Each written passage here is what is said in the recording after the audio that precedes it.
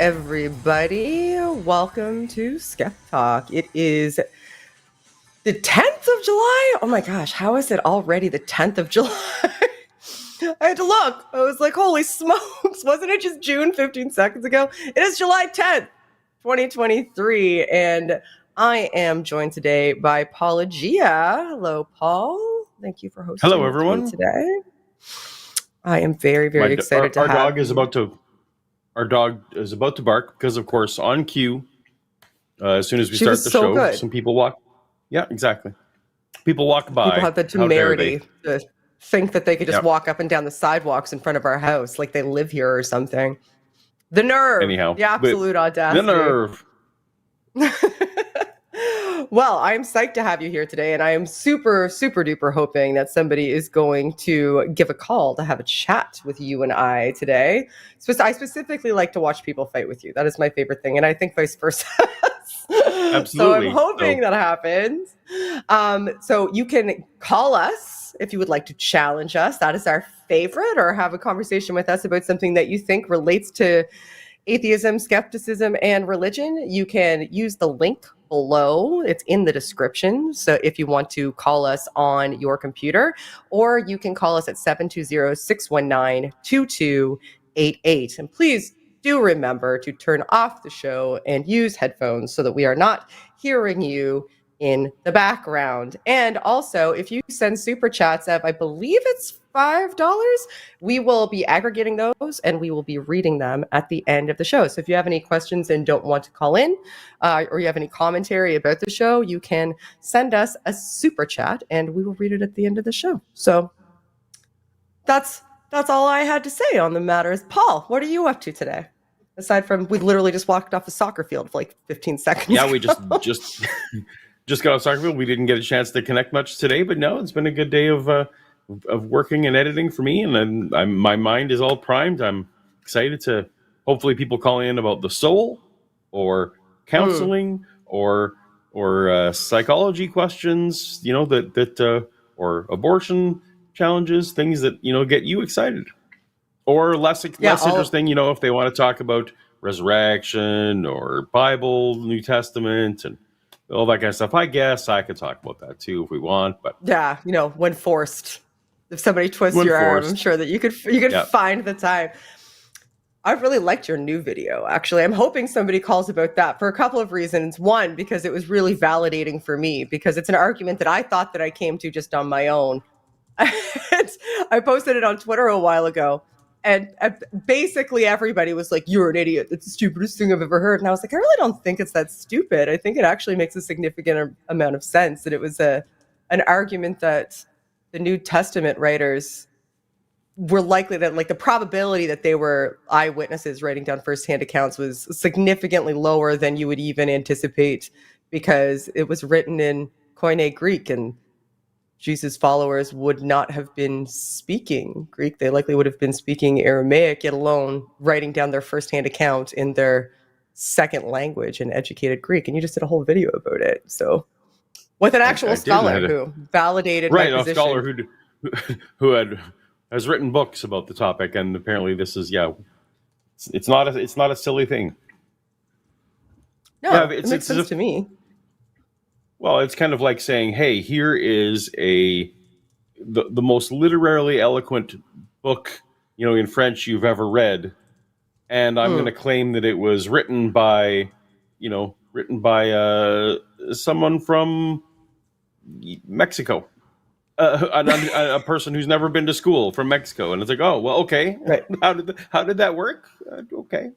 Yeah. Who's not only bilingual, but can write fluently in that language. Because I know I had this conversation with you that I can speak a little bit of French. I can read French better than I can speak it, and I can't write it at all. So, exactly. If I did, I can barely write in English, though, to be fair. But right. To be able to be fluent in... Go ahead. I was just going to say a handful of words that an Aramaic fisherman may have known in Greek. Read French. And they didn't. And they didn't typically actually sell their own fish. Like that was traditionally done through other people. So it's not like they were in the market interacting. But yeah, the handful that they would know just to get by is not the kind of thing as composing a many chapter literary work. So that was the point of that video. Yeah, if people are interested in delving more into it than Paul and I are now, you should go check out Paul's most recent video on his channel. I can't remember what it's called right now because I'm a bad girlfriend. Something. Apologia. Something along the lines of, did the apostles write in fluent Greek or something? I forget. I just stole the name from. I just stole the name from Frank's crazy video because it was crazy. Oh yeah, Frank Turek. Did you watch Did you watch Sean McDowell and Frank Turek's most recent little? Was that the one on? Was that the one on 5 reasons transgenderism is terrible or something? I watched it today, I was audibly yelling at work. Okay, I literally was at my desk and yelled, "Asshole!" Yeah. Anyway, I'm contemplating doing something with that because it's such a piece of crap. I wouldn't encourage anybody to watch it, but it was awful, and I just wanted to see. I'm glad I saw that come up. I saw it come up on the weekend, and I just didn't have the emotional fortitude to even hit play. So I was already angry. So when I'm already angry, I'm like, well, we might as well go all the way. I've broken the seal. The cat's out of the bag. Let's just go full throttle. Sorry to all the audience. Paul and I haven't actually seen each other all day today. We just flew through the door after a soccer game. So you're listening to us have the types of conversations we would have when we just arrive home from work. Yeah. So anyway, we've already got a call. I'm super confused. Oh, do we? Okay. No, go. Let me just say one last sentence on that. I'm just, I'm super confused as to why evangelicals at this point in history are so reactionary and so on board, weaponizing the transgender movement. If like the evangelical movement should be about winning converts, and it's never. Well, in Billy Graham's time, I would say that it was, and Billy Graham spent a lot of time being a racist homophobe. He did, but that wasn't the headline. Okay. Like the headline was how many people came forward for the altar call, and how that was the headline. And I just don't get it doesn't seem related to saving souls to me. I get why they're against it, and I get why it makes them angry, but it's not a soul saving conversation. So it confuses me as to why all this time is being spent just on a thing they don't like. Maybe that's how they feel when I make videos about Christianity. Maybe they're saying, hey, you're not a Christian. It doesn't affect your life. Why are you talking about it so much? Maybe I've just answered my own question. All right.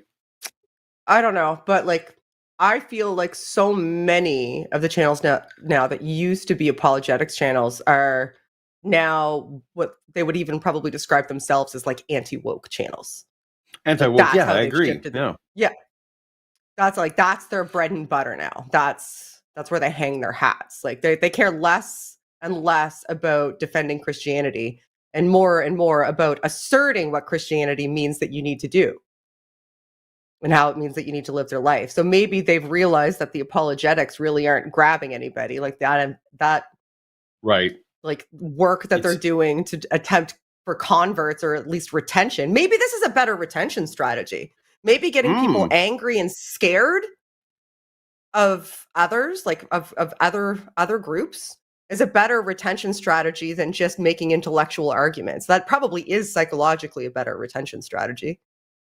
That actually makes a lot of sense. That might be it. It does make them money too, because people tune into that nonsense, but I think that could be it. It's certainly, it's more of a coalescing factor. And a common enemy is better for forming group cohesion than just a positive affirmation. You're right. I think we answered our own question. Okay, good. Yeah, good for us. We had an epiphany. Then you're not making arguments that anybody can even, arguments about the core of your foundation of your religion that anybody can refute. You're saying, well, we're going to assume the religion is true. This is what it says you can't do, and these are why those people are bad. And that's going to make people scared and insulated. If just viscerally you also agree that that's icky, just join our side. Right. Don't think about it either. Don't think about it. Oh, okay. Hi, we're reading super chats now.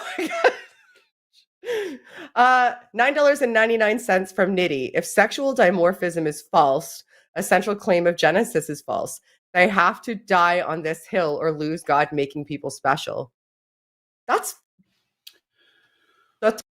somewhat fair. That depends on your sure. Of course, Christianity is a spectrum, and so that depends on how literally you take Genesis. If you're the type who's willing to say that Genesis also accommodates billions of years and that kind of thing, it's less of a deal. So obviously, if you're in the Ken Ham or even what we discussed, the Frank Turk, the strong evangelical camp, you have to do that. But I let it through because it was relevant to the topic. I wasn't trying to start the end of the show now. Oh no, it's all good. We're done. You didn't confuse us. Yeah. Thanks, everyone. Thanks to all the callers. Only one super chat today. Dang, that's all we got. There are others. I was also sort of saying that because there are other people who will be like, wait, but why isn't my super chat being read right now? Most of them will be read at the end of the show, but often when people send relevant ones, we'll kick it in. Yeah, no, that does make some sense. Yeah, we have callers waiting now, so we should probably we can keep on riffing at a later time. Let's take a caller. So we are going to talk to Sven. Hi, Sven. You're on the line. What would you like to talk about today? Hi, Shannon and Paul. Nice to speak with you again, both.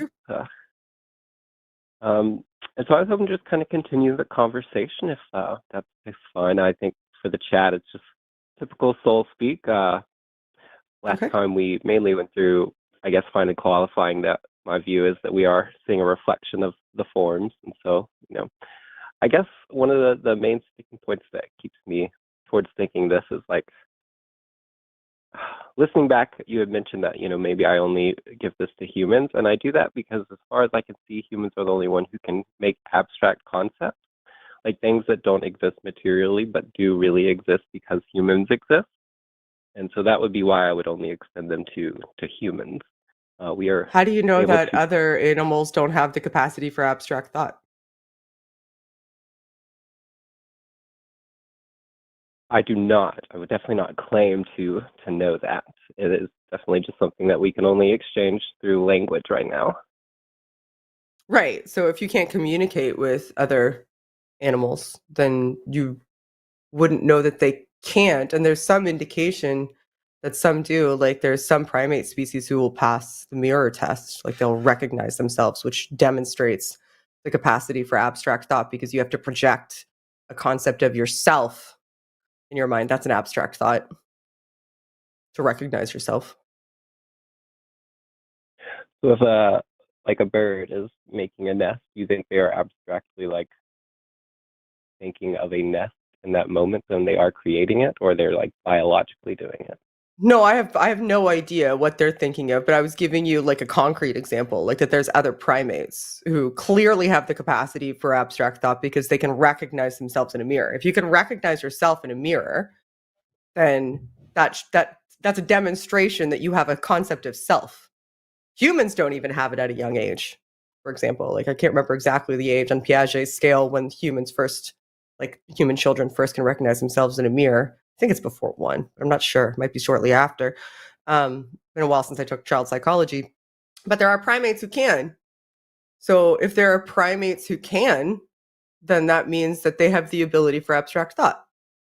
So my critique that you were giving this like a special case to humans without extending it further, I think would still stand, right? If your reason for doing so is you say the humans are the only ones capable, so far as you can tell, of abstract thought, there's an example. Yeah, it definitely could. I appreciate that. I believe last time I'd said that, I do really lean towards everything has a soul, so I think the animals are.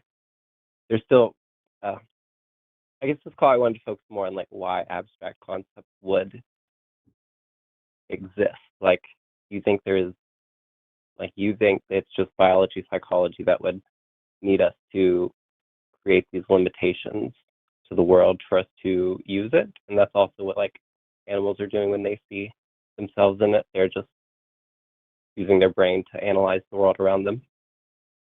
Well, I abstract don't think there's concepts anything more to like assist in abstract concepts. plan building, right? Like you can't make a plan without an abstract concept.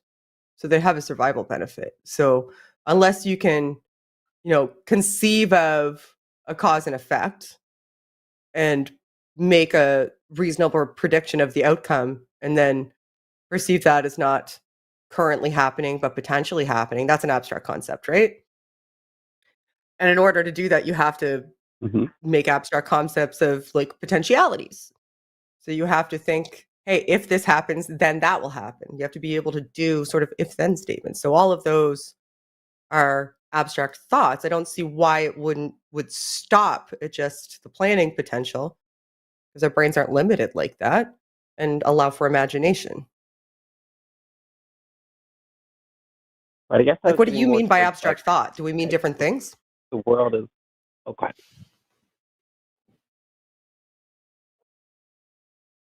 Like, what do you mean by abstract thought? I did cut you off. Yeah, I said, what do you mean by abstract thought? Because I want to see if we mean different things. I would say, like, abstract thoughts are us trying to read, the realm of the forms. They are things that only exist in the mind that aren't material. They're the intrinsic nature of ideas versus their extrinsic properties that we can measure. Okay, so to you, anything that's measurable isn't an abstract thought, right? So anything that's measurable in the outside world. Concrete. Right. So how do you know that something in the world that you're measuring is concrete? Through our senses. Through your sensory perception, like so vision, through hearing, through touch, through interacting with your senses. Do you think your senses have a one-to-one correlation, like with what you're perceiving and what the external stimuli is? Unfortunately not. Since the world is in constant motion, we are only doing our best judgment to analyze in that moment what we are perceiving. It's more complex than that, actually. Our sensory organs really aren't that great. So, like, I talk a lot about vision because I studied visual perception pretty in depth. And everything that we see is upside down, backwards, blurry, and full of holes. We don't perceive it that way because it's constructed by the mind. So just even given your definition, just any sort of perception would qualify as abstract thought, right? Like any sort of sensory perception would be within the realm of abstract thought, not just for humans, but for anybody with any sort of sensory perception that's processed in the brain. I think I would have to agree. Since the world's in constant motion, everything that is real is based on an abstract concept from the realm of the forms. So everything that is real is perceived by us and then constructed by our brain. You would agree with that? Because your initial question was, why do we need abstract thought? Right? Like, why would there be abstract thought? And the reason is because, like, everything that is us is a constructed abstract thought made by our brain based on the definition that you're utilizing. I definitely would agree. I guess that does answer my own question. I would have to. Okay. So I don't get how you get from there to there's definitely a soul. Well, if I had mentioned last time that it was like an additional axiom, and I think it's because it's when I'm analyzing like what it means to be a person. Like, I think therefore I am like I can only know that humans are real and other humans are real. It's one of the foundational things I have to accept. And like to me, everything that I've observed about what it means to be a human points towards something more abstract than the material. So you can only know that you are real and that other humans are real? So you go a step further than Descartes then. Why do you extend that to other humans and nothing else? I try to accept that other humans are real, and yes, in my worldview, why do you extend it to other humans? That because I have gracefully through language been able to learn that they may be experiencing a reality just like I am. Okay, so your bar to hurdle for other things in the world around you being real is that you can communicate with them about their experiences? That I can confirm that they're analyzing abstract concepts in the same way that I am. How can you confirm that? If not through I do have to communication? accept it as an axiom. Okay, so you're just at base level, you're just saying, I just assert that that's the case, right? That I exist So and that others exist, and that you yeah. exist and others exist, and nothing else exists. You can't confirm that anything else exists. Like we could all just be Unfortunately brains not, floating and around that in the ether. terrifies me. Okay, You so know, you can everything in the only ether I have confirm. to assume is just something I am interacting. Go ahead. So I think you and I have very, very different bars because I would say that I could confirm more than like if because what you're using to confirm is your sensory perception. That's the only way, right? That's the only way that you're going to be able to receive any sort of communication is through sensory perception. We've already agreed that that's a little bit, faulty, and those constructions are abstract.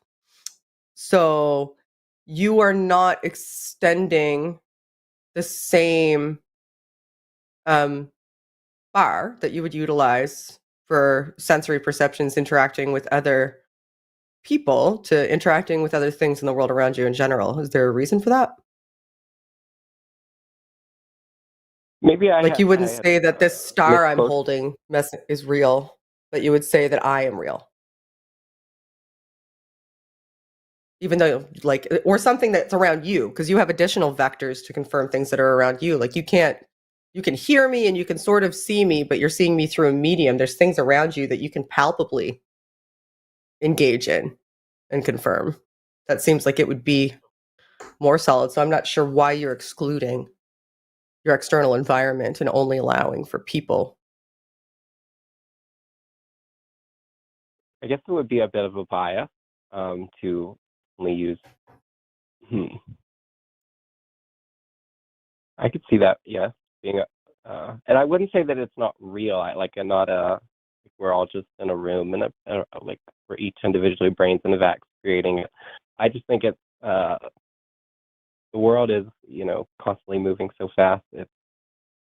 I don't think there's anything real that everything that is existing in nature is like qualifying as something in a moment, but I don't think that makes it necessarily like real in the same way I would say abstract concepts are real, because it's bound to change. Seems like you're making yourself the locus of reality. Not just myself. I would definitely say I need the intellect of other souls having experiences. But you don't think if you're not seeing a plant or a tree that there's not some other creature or human seeing that plant or that tree or that rock or that river or that lake or that stream? Yeah, like I don't think Gaia that exists as life in existence with biology. I think all of that is Mother Gaia in action. I think there is like an Earth here that we are walking on, and there are matter for us to interact with. So we're affirming that exists then. So you're extending your axiom beyond just other people and yourself existing to the other materials around you in reality exist. If we were saying that, like I think it is, okay. The demiurge exists. We had mentioned that last time. There is this evil that's happening, but I think it is less real than abstract concept. I'm still hooked up on why you think there is a soul at all, because it seemed like initially you wanted to say, well, the reason I think there is a soul is because the only thing I can confirm existing is people. And then I pressed you on that, and you're like, okay, well, maybe I have to, if I'm using that same standard, admit that other things exist also. Even things that I wouldn't argue had a soul, like like objects that have. I guess I was using no levels of existence, tangible life. so I do apologize. You're using what of existence? I'm sorry. Like levels of realness. Like, is this because levels we of were asking like realness. abstract concepts, I feel, and like to me, abstract concepts are like the realist things, and then I can also accept that, you know. Well, You abstract Interstate. concepts are your only experience. That I would agree with you. Your only experience is abstract concepts, but I don't know that, like, so maybe they would be the most real to you, which again makes it seem like you're making yourself kind of like the locus of reality. Like, it's like, it's very it almost is kind of brain in a vatty, right? It's as though you're saying, well, based on my experiences, my perception, and how I see the world, like, I can't confirm with 100% accuracy that anything else is real. Therefore, I'm the only thing that's real. And then everything else is layers of realness in the abstract in my and then mind. beyond that, I have to analyze things. Yeah. Okay, so I got you right then. So that's your position. What's the word? Level of But that still like doesn't I'm make you have a 99% confidence soul. level. That makes you potentially the only being in existence. But that doesn't mean that you have a soul. That would be well, that would mean like being, and to me, when you say that would mean I'm the only being, that would mean I'm the only soul. Like that's what it means. So to your be, your to me. like your literal position is that you think that you are like ethereal and potentially the center of reality. Ethereal. Paul is ethereal. Yeah. But then but you're saying that we exist in your reality as an abstract concept. So we can't be real in any sort of tangible way, the way that you perceive real to be. Right? And they're both because you real. think that we're abstract concepts.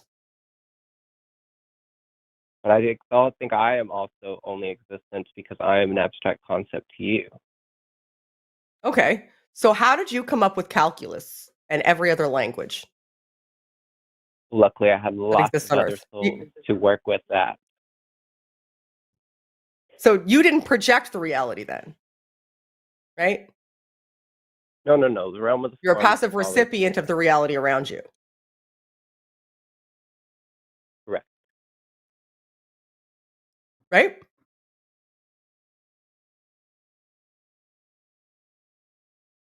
What was that? Still there? So you didn't project the reality then. You're a passive recipient of the reality around you. Correct.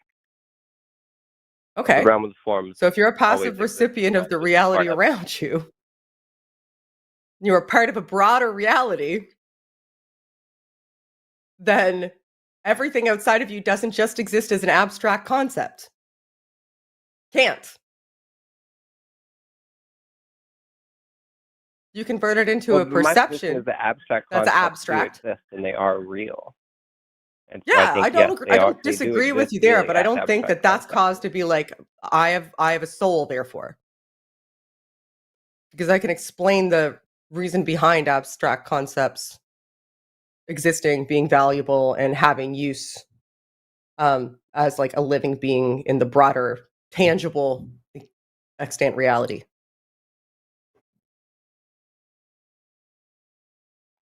So it doesn't lead me to a soul. Yeah, I appreciate that. That's why I was calling to talk about those different views. Cool. Paul, did you have anything to say? We have other calls lined up in the queue. Paul didn't get to speak last time, and he didn't speak much this time. I'm so sorry. No, I know that's all right. I was, but no worries at all. And I was, I have a puppy who's rather excited, so I was dealing with that. But I have nothing to add. Nothing. I don't follow you down your path, but I'm glad you're trying to figure it out. Yeah, good talk. Thanks, guys. You'll have a great day. And thank you, Jimmy, for all you do as well. Yeah, go fuck yourself, Jimmy. Bye. Interesting. Soul concepts they all fall apart under scrutiny. Well, that wasn't even we didn't even get to a soul concept. That was actually just nature of reality versus yeah. That was the nature of reality has to spring from abstract concepts in my own mind. That's the only thing that makes sense. Right, but that doesn't tell us. It didn't even go to the step that, well, our brain isn't the soul creator. Like, if you want to talk about the soul, to me, you have to be talking about how the brain and the mind or whatever are different things. And nothing in his model spoke to that in any way, as far as I could tell. Well, I find it interesting exploring why people think that way, but really ultimately the soul completely falls apart with me on the based on the interaction problem. Like there's no tangible way for a soul to interact with a brain and cause it to do things. It's just not feasible or even plausible the more you look into it. So I think that's where it all falls apart with me. Exactly. But the rest of it is just interesting. You can't start there and be like, you're wrong because, better to explore. All right. We have another theist on the line that would like to have a chit chat. You ready, Paul? I'm ready. You sure you're ready? Okay, we'll find out. I'm ready. Hi, Wes. You're on the line. What would you like to talk about today? Good evening. How are y'all doing? Good evening. So good. All right. Warm. So, I am a little bit more of a progressive Christian. I've seen a lot of fundamentalism and a lot of atheists, it seems to me, come out of fundamentalism. And I'm wondering what you think. I haven't heard. I've only come across your channel and your work just fairly recently. I've tried to dig into as much as I could before I called, but I'm wondering what you think about more progressive Christianity. I haven't seen you tackle it as much. It seems like you're dealing with things like young Earth creationism, Ken Ham style stuff, which is hilarious. You haven't watched Paul's channel in a long ass time, by the sounds of it. Well, yeah, maybe. I've seen a lot of of the Ken Ham stuff on Paul's channel and things like that. But maybe I've just maybe 2 years ago, maybe. No, that's all right. The older stuff. Well, I think you would be correct to say that I have not dealt with a lot of progressive Christian stuff because I like to respond directly to the claims of Christians. And I find that progressive Christianity doesn't have the same kind of coherent, cohesive message that they are putting forth and wanting other people to adopt. Rightly or wrongly, that seems to be my perception of progressive Christianity. It is more, come to us with your ideas, and we will figure out how all of our ideas can work together for the betterment of the community that we're in right at the moment. Versus evangelical Christianity is making more bold claims about the way reality works. So it's easier, obviously, to and easy. Of course, it doesn't really matter what's easy, what's not easy. The progressive Christianity isn't, because it's not putting forth those straightforward ideas. It's a little less coherent. I also find it to be somewhat less problematic in that they have come to some of the same things that I'm talking about. They've already come to the realization of. So progressive Christians tend to fully acknowledge and accept the things that I put forth are the problems in the Bible, right? So say for unknown authorship, or the unlikelihood that it's an eyewitness, or that, the Old Testament was clearly not written by Moses in the way they think it was, or that prophecy may not work the way that people think that it does. A lot of progressive Christianity just says, yes, that's fine, and takes that on board. Or, that the earth is 4 billion years old. Okay, that's also fine. So I guess that's a bit rambly, but that's kind of why progressive Christianity hasn't been as much on my radar. What was your thoughts about it? Does that... Well, it sounds like it's more just, it's hard to nail down, like kind of nailing Jello to a wall kind of thing. They're a little more squishy. It's hard to nail down. They're also less, I think, tell me if you think I'm wrong, progressive Christianity is a lot less about recruitment and a lot less about even being right about something. I think that progressive Christians don't tend to say that they have specific answers in the same way that an evangelical does. So, if you're gonna make a YouTube video about a worldview, it's a little, but you're not wrong. It's a little less. There's less of a coherent worldview with progressive Christianity to put forth. I also feel like and this would be more controversial take, that people who are progressive Christians, from my view, are basically people on the way out who are holding residual, who like the label. And even though the positions they hold are very incompatible with the way the label would traditionally have been used, they're going to adopt the new positions that are maybe less problematic, but for whatever reason, they still got the label. And so if someone doesn't have if someone's not espousing or creating the problems that I see with Christianity, but still want to call themselves that, it's like, well, okay, go knock yourself out. I think you're being intellectually dishonest in a lot of cases, but fine. Like I feel like they're on their way out, so I don't need to help them. Is that a more controversial take? I'm not sure progressive Christians are real Christians in the sense that I would call them that. Sure, let's put that out there. The niche of people that you thought were real Christians, though, is pretty vanishingly small group of people. Yeah. Well, when you're an evangelical, I called in and talked to Matt the other day, and he basically yelled at me and said I wasn't a real Christian and hung up on me. Oh, well. So we're not going to yell. I don't know what you said to Matt, but. Well, no, I understand. That's like his personality or whatever it seems like. But I don't know. It seems like it's very much like, Jesus Christ to me seemed like most of the New Testament, he was fighting against what we would call fundamentalists and fundamentalism. He was fighting against traditions and people who were stuck. He was showing them that the law was something that was given as an accommodation for them, and that they needed to go by a new law of Christ and a new law of love and liberty. And so it's really, it's strange to me that, I guess it makes sense that you would fight more against fundamentalists and fundamentalism, because it's a problem. I don't know if that's why are you calling it? Well, for starters, before you say anything, Paul doesn't really fight against fundamentalism. Paul does textual criticism. So you haven't watched his channel in a while, I'm assuming, or you're not addressing the content that he makes, because he's not speaking to X type of Christian or Y type of Christian. He's opening up the Bible and going through the history that goes alongside it and saying, this is why this doesn't make sense. This is an alternate explanation. This is where things contradict each other. This is where it falls apart. That textual criticism is available for anyone, atheist, Hindu, every sect of Christian, Muslim, everybody to look at. It is not directly addressing evangelism. It's specifically talking about Christianity as a whole directly from the book.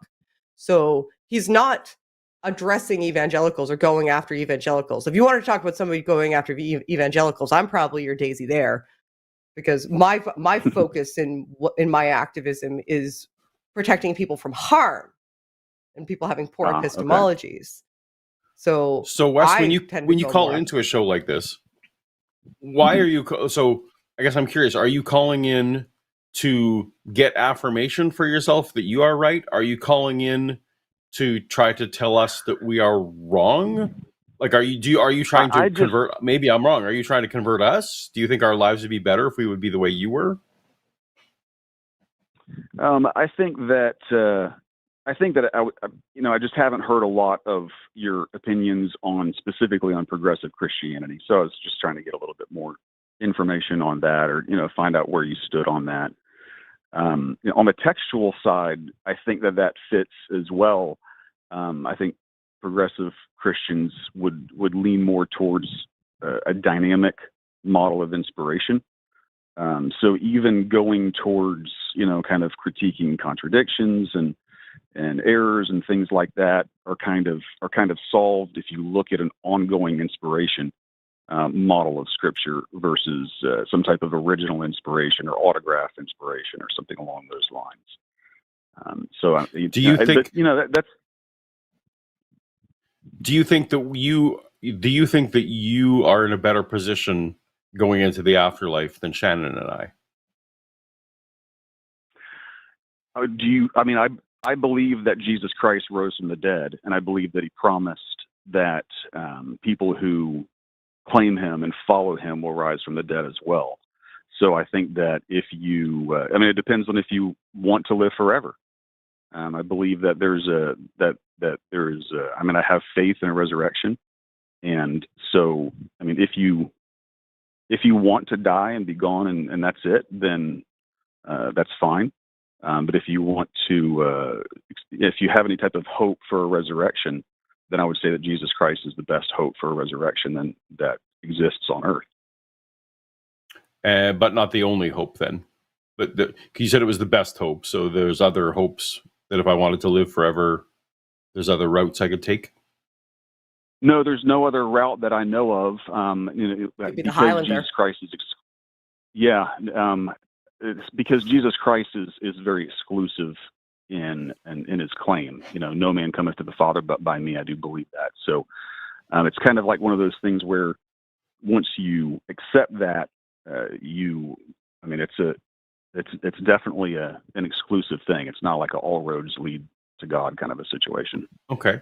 So if Shannon and I are just okay with not living forever, then we're fine. Do you think that Shannon and I on Earth right now that the Earth would be better? Like, would this life be better if Shannon and I were Christians versus what we're doing now? I think that at this point in humanity, at this point in the history of humans, I think that the difference is negligible, or more negligible. I think that there's some deep joy that comes along with, and a peace that comes along with feeling like with a hope of seeing loved ones that have passed away. So I think there's that. I think that there's there can be a genuine fear of death that causes all kinds of harm. Right, but that's all next. That's all next life stuff, right? It's beneficial for now, right?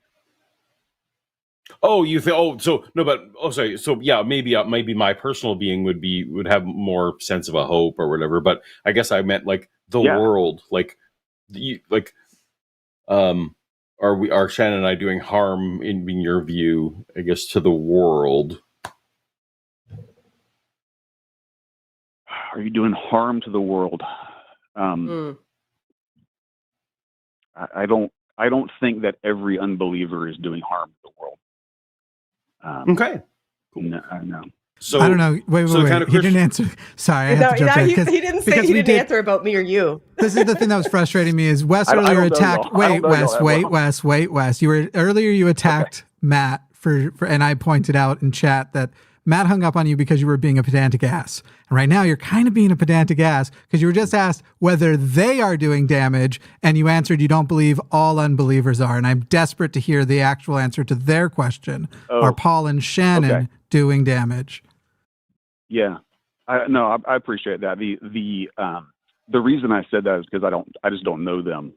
It's like a personal thing. I believe that it's individuals can do damage or not do damage. Do you think we're more likely than a Christian to do damage because of being atheists? I'm sorry for cutting you off there. I think that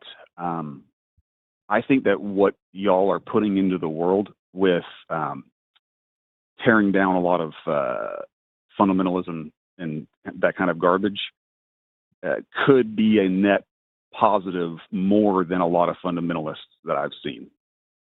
Let me put it that way. So did you want to call just to see if we were cool with progressive Christianity? Is that kind of what you wanted to see? I just didn't know if you had any problems with any core issues with it. Everybody who calls themselves a progressive Christian is going to mean something different, right? So it's difficult for me to say. I do like that there's a deconstruction movement in progressive Christianity where they're recognizing that there's, trauma and abuse and oppressive systems that exist as a part of the structure of the church and the religion itself, and that is worth undoing. I care less about what label people land on than whether or not they're okay and whether or not they're doing damage. So I guess my answer would be the same for anybody who holds any religious label, which is so long as you're not harming yourself, others, or society, I do not care. You do you. I'll defend your right to believe whatever you want. Go nuts. But I'm not going to stop explaining why I don't believe, nor should I have to. But some people perceive that as a threat, right? Just believing something in opposition is perceived as a threat. Could I ask Wes a question for the purpose of actually driving your conversation with Wes in a certain way that I'm like, I'm chomping at the... Okay. I'm champing at the bit for right now. Wes, real quick, I guess 2 quick questions first. Do you know the name of the show you're calling in on right now? The Skeptic Talk, is that right? It's called SkepTalk. So with that name, do you sort of understand what the theme of this show is? That you're skeptical towards Christianity? No, we're skeptics. Okay. Just period. We're skeptics. And so what we do on this show is we specifically take skeptics who have some sort of demonstrated expertise in different fields and people who are, we can have like a higher level of conversation with, as opposed to like when it's just me, some idiot on the internet who has seen my way out of religion and just having conversation at we could even call it that lower level is how I'll call it when it's me on. So Wes, the direction I guess I want to see that you all bring it in instead of this weird, like I'm calling into a show about skepticism to ask if the hosts are down with progressive Christianity. You're calling in with a proposition, or you're calling in with at least a position.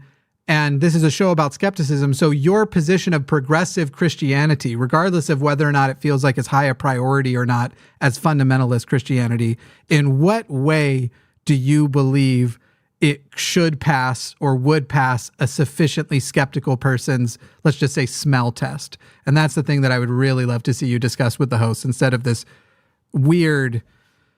I'm not going to describe it because I'm going to end up sounding sarcastic and mean. So just... If that's okay with the host, that's the direction I would love to hear this go. I'll want to interject one thing before we do that, and that is that unlike Shannon, I actually do think, and it relates to your thing, Jimmy, is that I think that the epistemology that you put forth, that you think that Jesus rose from the dead, for example, if you came to that conclusion through whatever process you came to, I do think that's problematic. I think the kind of thinking that leads you to think that Jesus rose from the dead is a problem that bleeds out to society more broadly, which is why I use the small a anti-theist label for myself. I do think that just epistemologically, progressive Christians are still a problem. I'm happy that that they're doing fewer direct things, but I am still against it because I think that you come to coming to wrong conclusions is just a bad thing. So feeding into what Jimmy just asked, like, how did you get there, my friend? And it seems like you don't even care if we get there, which is why I asked those initial questions, but how would you get us there if you wanted to? Well, I think that faith is just on the other side of the line of skepticism. I think you're looking at the same set of facts, and you are saying I don't buy it, or you're saying I do buy it. And so faith, can you define faith for me? Yeah, faith is when you can.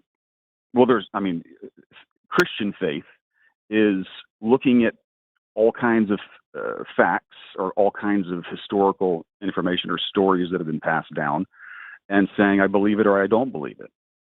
It's putting your trust in it. It's saying, I'm going to go ahead and buy that story. Hold on, you're saying different things. So is Christian faith the gap between the level of evidence we have and the level of evidence you need to accept something? Is that Christian faith?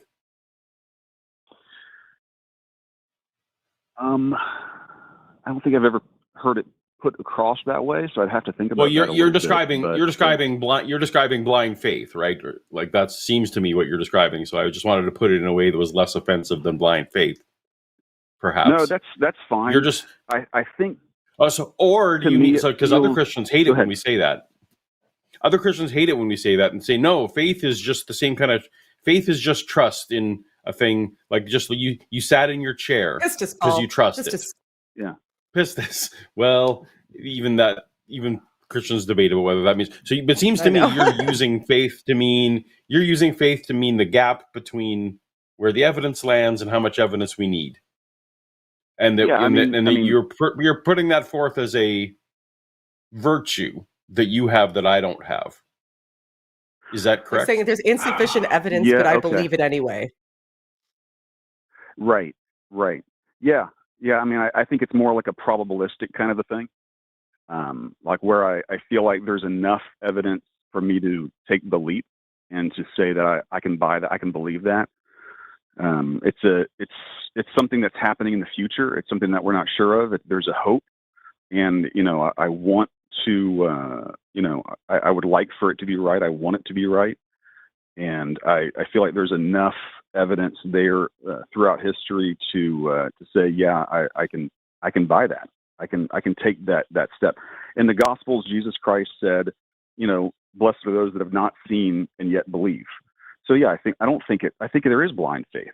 So anybody who says, well, you guys are just like, you're just ignoring all the evidence. And you're putting this forth. You're putting that forth as a virtue. I'm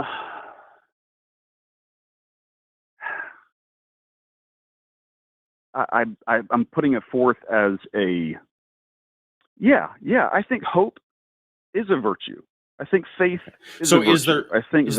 Is there any positive idea in the world that I couldn't come to with your type of faith? Is there any positive idea that would be outside of your realm of acceptance? Yeah, I mean, things that are just too improbable. I mean, I think that there's deluded hope. I think that if you had, I understand for you, but if I'm using your methodology, I understand for you there'll be a different range. It's a finite range.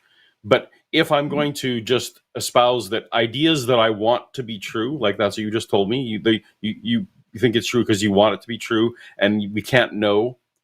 Is there any idea that I couldn't come to accept if that's the epistemology that I'm using? I think that there are ideas that you would be foolish to hope for. And I think that there are ideas that you are reasonable. You have a reasonable, you have a good reason to hope for. I mean, if you are hoping, if I have good reason, I don't need the faith thing, right? Well, no, not at all. I mean, you absolutely have to have reasons to have faith. I mean, if you're gonna, if the last place team in the NFL, if you have faith that they're going to win the Super Bowl, then that's crazy. And if the first place team in the NFL, you have faith that they're going to win the Super Bowl, that's reasonable. But you have no idea. That's about future projections. So, no, I just wanted the quick differentiation. You're talking about future projections, right? So you're saying that you have faith in something that's already happened, faith that it did happen, because there's maybe not enough evidence. Because if you had enough evidence to be utterly convinced, you wouldn't need faith because you'd be sure. Yeah, I think so. I think that's probably true. I think so you'd say you're not sure then, right? Like you're not sure. I have enough faith to go ahead and accept it. But you're not sure. Man,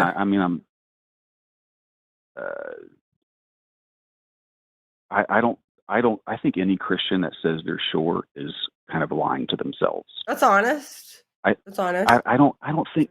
So what do you think the difference is between like you and Paul and I? Like, why do you think it's true and we don't? Man, I don't know. So I don't know enough about you particularly to say what the difference is between me and you. I would say that some of the people that I've seen that would maybe as a stand-in for y'all as atheists, I've seen people that have been so hurt by Christians that it X1 wrong. Not from nope. That's no, not it. Okay, that's not it. Okay. Try again. Well, I mean, round 2. Yeah. Well, so okay.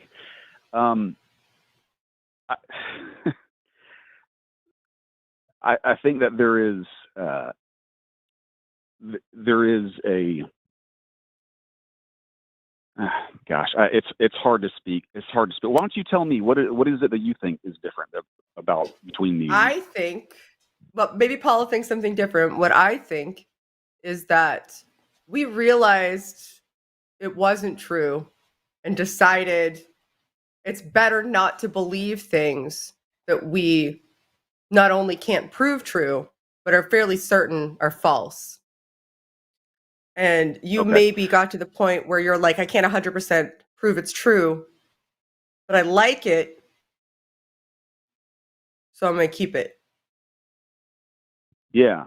So that was enough I don't for you. think that you're being okay. So if you want something a little more fireworks on this call, I don't think you're being intellectually honest if you say we have come to the conclusion that it definitely is not true. I think that you could say I'm on the skeptical side. No, I'm atheist with a capital A. I don't even think that there's a coherent concept of God that I've been presented. Paul's slightly different, but we definitely both are on the same page that Christianity is demonstrably false. Okay. Well, maybe I'll call back. I've already taken a lot of time. Maybe I'll call back and talk about that. It's a little more concrete. Yeah. I don't mean to waste your time or anything. And no, it's an interesting conversation. Just remember, one of us is sure about what we believe. Okay. So do you feel like that's reasonable to be? Do you feel like it's reasonable to be 100% sure that Jesus Christ, was wrong? Magic himself out of the dead because he was also his father? Yeah, I'm pretty 100% sure about that. 100% sure. Okay. Yep. I think it's unreasonable for you to think that you know a single word that Jesus said. Okay. Call us back again. To be continued. Next time Paul and I are on, Wes, I expect to see you in the queue. Thanks very much, guys. Appreciate it. Right, have a good night. Have a good day. Bye. Bye. Wow, that was interesting. Fireworks. I'm not intellectually on. Man, like sometimes I wonder if Christians realize that how hard all of us tried to keep being Christian too. Like, right? Do you think they get it? Like, no, they don't. So they think that we were like desperately looking out the window at all the other atheists having fun, and we're like, how can we escape? How can we get out of this situation we're in so we can go where the party is? Like, that's not. Yeah. That's right. And Mom was just making us read the Bible, and we were like, all the atheist kids are having ice cream. Why can't I go outside? And that's how Christianity hurt us, and that's why we're atheists. I thought it was great when Shannon asked why he thinks he's different, what he thinks is different, like why you believe no and he believes yes. And the direction I was really hoping it was going to get, that I think it will have to next time if Wes does call back in. I don't want to just know why he thinks he's different than you, because at least like you have two diametrically opposing positions. I also want to know why he thinks he's different than a Mormon. Why is his... Yeah, sure. That was actually... Yeah, that was a question I had if we were going to keep talking was... He'll call back. Because he did say that Jesus was exclusive in that way. Mm-hmm. He did. Which actually some progressive Christians are universalists. And so then there's just like, well, we just take whatever you think. And it's just, come on down. So. Well, and that's funny too, because that's also, I learned a phrase last month or the month before from Luxander, who came on the Transatlantic Call-In show. And I've been using it like crazy ever since. And they had found it from other places. And so I'll give Luxander credit for introducing it to me at the very least. But he was doing this thing where it was basically like, because that's the exclusive claim that I'm aware of. In other words, like There's also just all the claims he doesn't know that are also exclusive. Valhalla is a pretty exclusive club to get into. You have to die specific ways to get there. And so he's impressed by the exclusivity of his claim because he doesn't know other claims, which the phrase that Alexander used was, he is weaponizing his ignorance. And I love that phrase so fucking much. And it is used so well whenever people also, I've been using it when people are like, when they're losing a debate. So they go, okay, well, cite to me the paper right now or whatever, all the stuff that I haven't seen because I haven't bothered spending time on Google. And I'll literally say like, or you can do the homework you're trying to give me to do. You can do the homework I've done. You can go explore instead of this fucking way that you're trying to do this shitty thing where if I can't paraphrase to your sufficient satisfaction, you're just going to dismiss it all. So how about you go do the work because you haven't Googled so far and stop weaponizing your ignorance. I just love that phrase. Anyway. Also, I loved how you gave me credit for being not just a YouTuber who has a random thing. I love how you just, Shannon has definite expertise and I kind of on her coattails here with that, but I appreciate you, Jimmy, insinuating there that I am something more than just a rando. I assume you haven't seen then the YouTube community post on my personal YouTube page promoting tonight's episode where I also referred to you as perhaps the best counter apologist I've ever met. Wow. Well, so just that, Wow. Now I'm going to have to walk around the house with that head for the rest of the night. Thanks, Jimmy. That's great. Fantastic. You're welcome. Great. Confidence is Every sexy. time. Always hitting on my boyfriend. Always hitting on my boyfriend. And now I have to do an announcement. You guys should support us on Patreon for content like this delightful content. I'm doing a Vanna. Pretend I'm gesturing towards content. If you like this, you should support us on Patreon and encourage us to do more of this. Paul, excellent Vanna work. Excellent Vanna work. And you can find us on patreon.com/call the line. All one word. And this week, you can watch myself and Paul.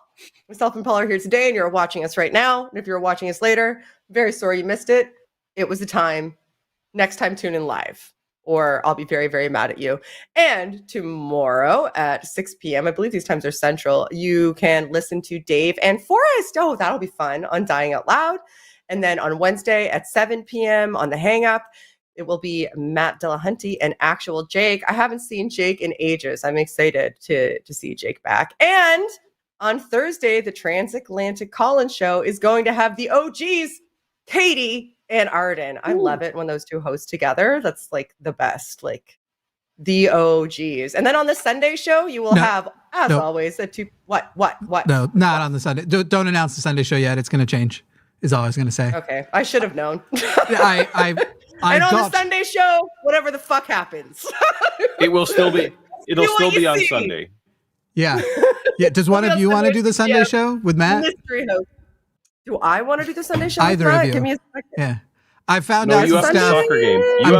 You have a Charlotte will be upset with you. You have a soccer game. My soccer game's at the Sunday show's at 2. Yeah. My soccer game's at noon. Well, it's at I might be 3 doing your nothing. time. We can talk. All right, cool.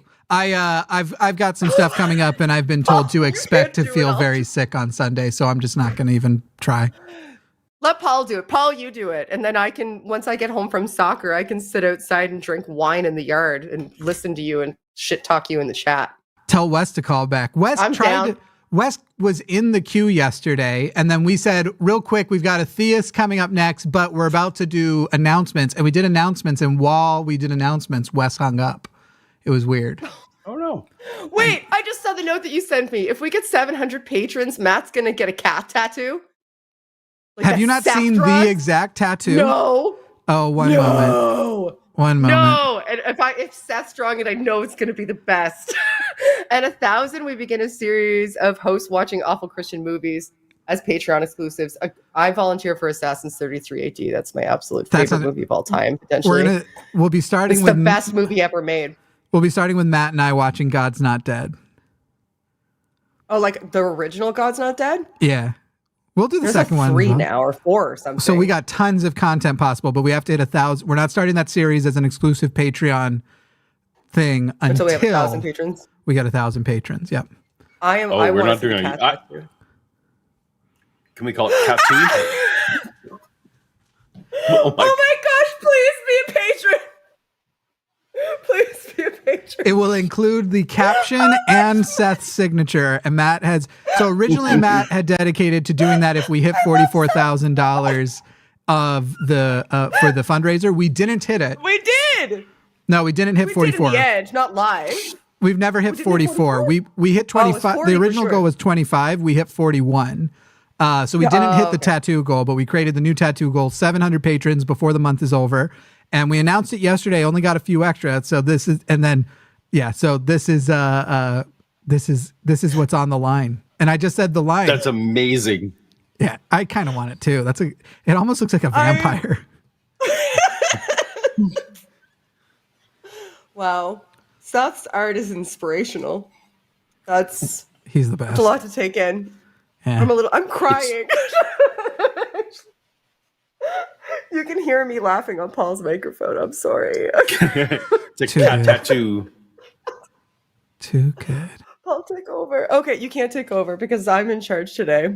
I'm in charge here.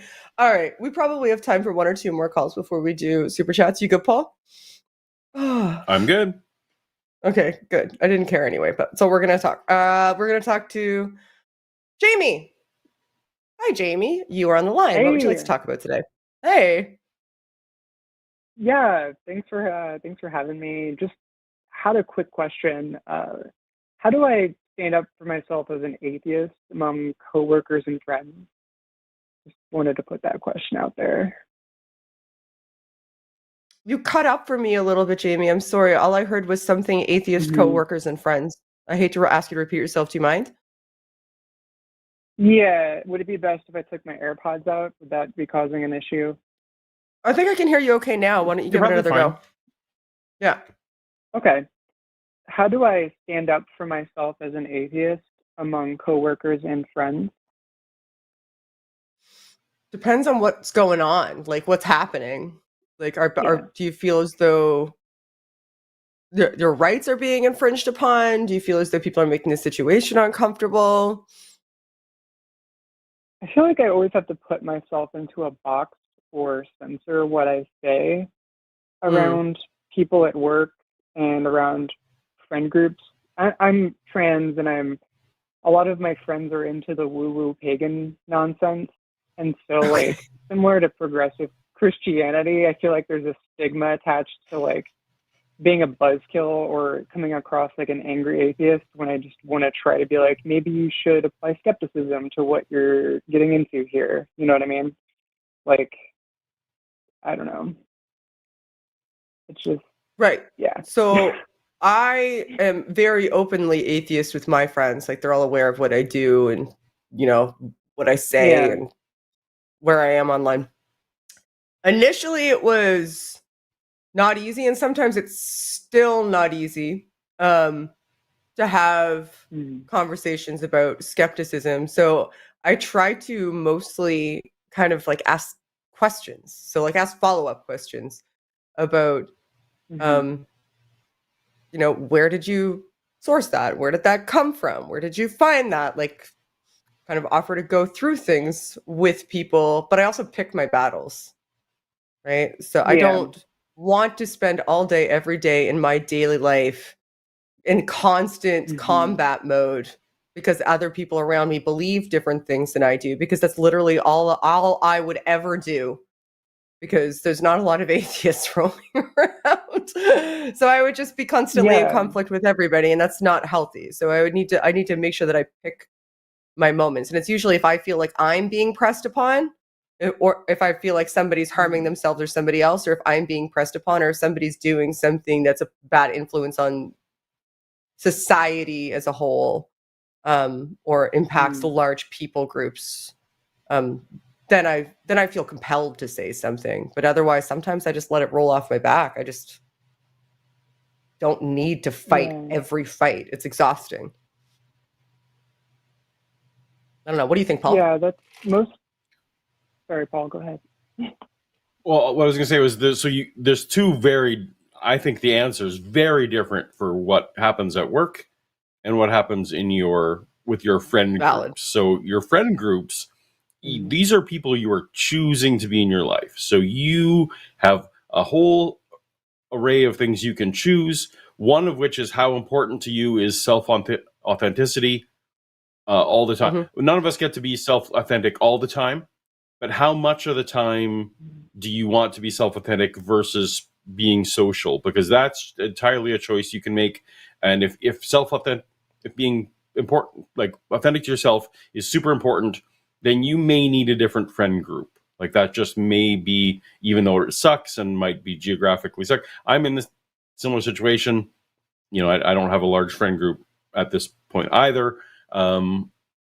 It's just, if so you need to just choose that, because you can let go of your friends all the time. So that's you pick that. At work though, you do not get to pick your coworkers. You need a job to live, all those kind of things. So the answer at work is that really religious stance shouldn't come up from anyone. So it's not a topic that should be coming up anywhere really at work. So if other people are bringing it up, or other people are talking about topics that you disagree with or uncomfortable with, you're just going to disagree with people at work. Like that's just the thing that's going to happen, and you need to either figure out a way to let other people be wrong or be comfortable with it, or also you have other avenues to you have human resources, potentially, depending on the size of your company or management. It's like, you know what, you don't want to be the tattletale, you don't know this time, but you can even say in the group, well, you know what, this may not be an appropriate topic for a work meeting, or like, I don't know how often it's coming up, and in what context it's coming up. Depends on your business structure.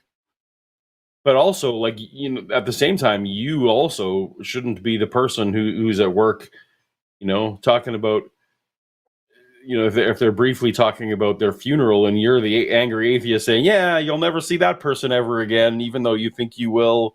Like, you would equally be wrong for jumping in and expressing that kind of view. So at work, some people, and I'm very lucky to no longer be in that case, but I know I've worked in a lot of offices dealing with different viewpoints. There is just conflict management versus I wouldn't ever try to convert someone there, for example.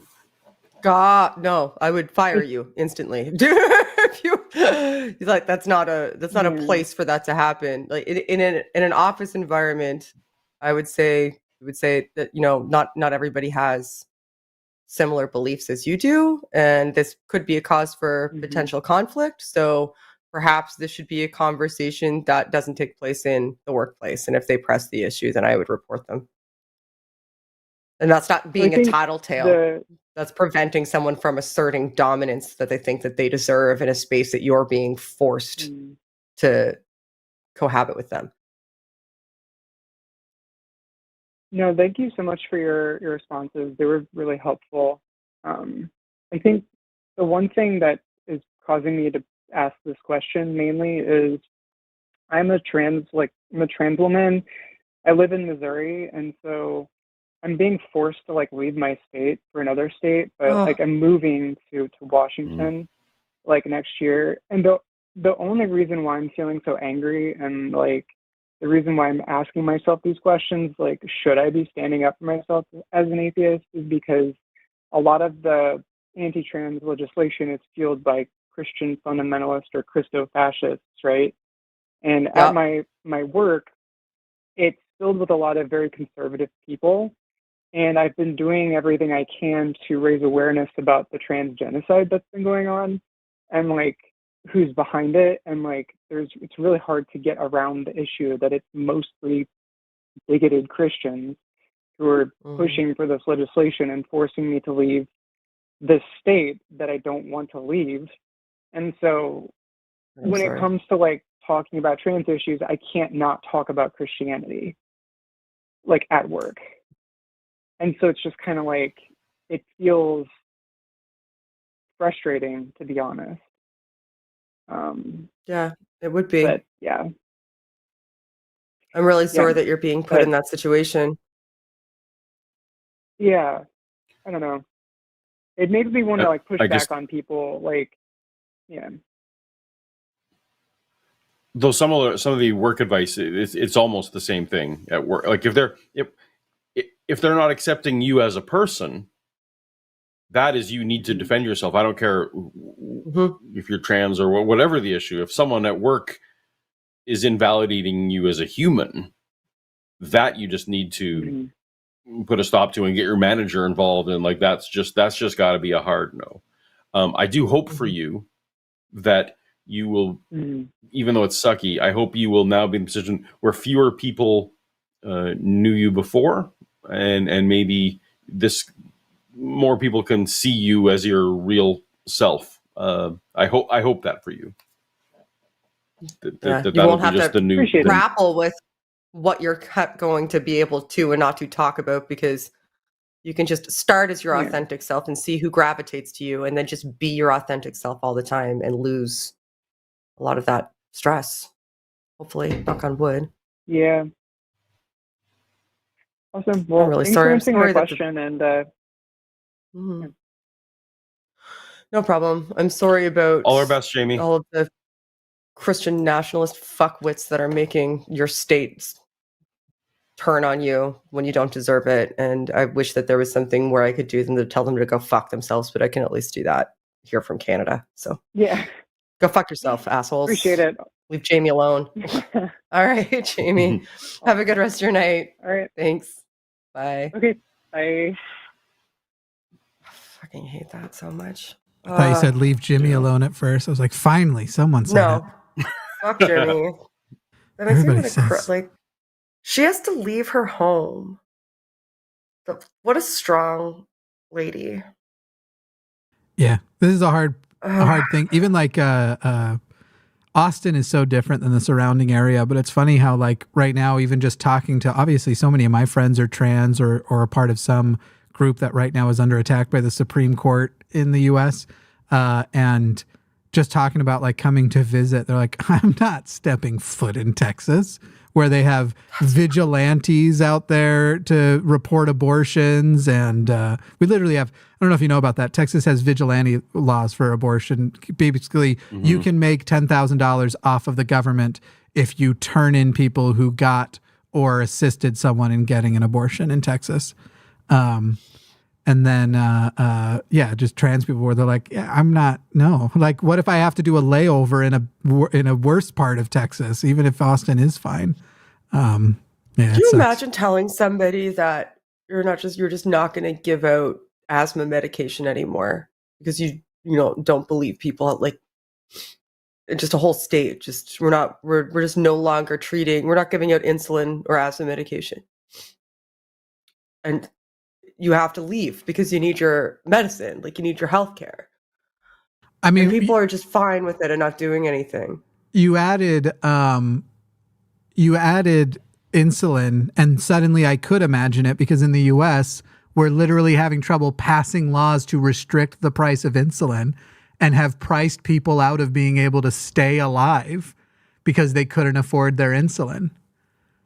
Like that's in the US. So as far as like, we don't even make sure people who need insulin get insulin, let alone everything else. And while it's not necessarily directly attached to Christofascism in that case, it's still attacked to the main supporters of this conservative idea of why should I pay for somebody else's health care? It's some really, really dark shit. I don't like it. Yeah. Okay. You've got to put in the queue. There's a theist actually queuing up right now to be screened. We've already told people that, obviously we always prioritize. Yeah, I can take one more. I can't do 17-hour streams like Forrest. Yeah. So to any of the atheists who are in the queue, we have tomorrow we've got Dying Out Loud with Dave and Forrest. As far as if Paul is back on Sunday, Bob, you could call in and ask him about the R claims evidence video that you disagree with him on. But I think that in the end, we are going to probably prioritize the call, which is currently in screening, which is a theist caller, unless I'm overridden by the actual host of the show. She tells me to fuck off. We'll wait for the theist caller. We'll wait for the theist caller in the queue, and we will take the theist caller. And hopefully it will be a pleasant call, because now I'm in an altered emotional state and no energy for bullshit. Did you know that in 2023, the American right wing still thinks the U.S. has the best healthcare system in the world? I do, because my Twitter got bombed the other day. I don't know if you know, you're off Twitter now. That's right. I might have been one of the last tweets. Right. Because somebody was like, name a better healthcare system. Oh, wait. And I was like, well, my partner survived and is in remission from the rare form of cancer, and all it cost him was parking. So I feel like, yeah, you know, at the very least, we can say in Canada that, you know, we at least, you know, don't make people choose between lifelong debt or dying. Like, the American elitism is something else, man. Like, there's nothing you guys won't assert that you're the best at, apparently. Well, and the funny thing is, like, a lot of things you are. I get that, but look, not everything. If you're rich or you have robust health insurance, it is the best system in the world. But that accounts for like, what, 15% of the population? What percentage of the population does not get procedures or go to the doctor when they absolutely should? One of the things they love to point out is like, well, look at the wait list in England if you need a hip replacement. And it's like, cool. Look at how everybody who needs a hip replacement in England gets one. And in the US, people decide whether or not they are going to afford one medication or get a hip replacement. And so many people just don't get the hip replacement. Like, how it is, by what metric do they think it is better? Look at like infant mortality rate because here. It's an I got mine, get your own attitude. That's what it is. And half of these people who say it are also the people who, they might have some kind of health insurance, but have also had the luck of a decently healthy life where they haven't yet been challenged by an expense. I was in college when my biggest 5-figure bill came in. Like that was, and there's no, you know, parents couldn't, there's no family support that could take care of it or anything like that. It is, in fact, there are a couple of years ago, I was able to get out of debt and everything that I had in collections and stuff for years and everything I was able to clear out. And there were bills from when I was like 19 years old at 29 that were medical bills that I was clearing. It's like, in what world are you, by what metric do you think that if you are entering the world as a random spawn, that you would want to spawn into America for their healthcare? No, thank you.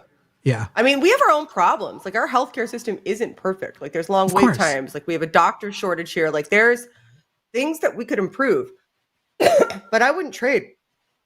Like, I would not trade. And people are like, well, you pay a bunch in taxes. I'm like, yeah, but when I was dirt ass broke, and I have been that for a large portion of my life, like, didn't have medical insurance, none of that. I never had to worry. If I was sick, I'd just go to the doctor. And I want other people to be able to live like that too. I don't want anybody to have to choose between eating, paying their bills, or surviving. That seems like a no-brainer that you should, like, it's silly. Like, that's what taxes go towards. Good. Isn't that what they're fucking for? Like, if not, what the fuck are they for?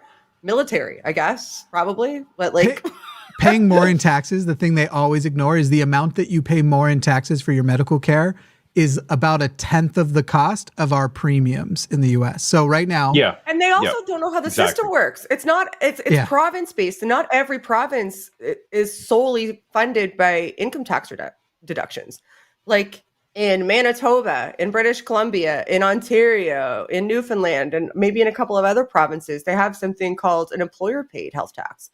In Ontario, it's called EHT, and it's 1.95% of your employer payroll. That's over $500,000 a year. So if you pay people more than $500,000 a year, you pay 1.95% of that payroll. That goes towards healthcare for the entirety of the province. So it lowers people's tax premiums. So the employers are paying for it, and they're happy to, because their employees don't die. Shannon, just guess. Or go off on long-term leave. Guess how much my insurance costs every month. And let me tell you a few things. One, my deductible is not low. So it's not like it's not one that if I have an issue that I don't still have to pay a lot out of pocket. So know that too. you know about my pre-existing conditions. I'm not public about them, but they're not allowed to change the price based on pre-existing conditions. So don't assume that somebody my age would have the same premium for the same amount of coverage. But I have pretty good coverage. I'm not going to go.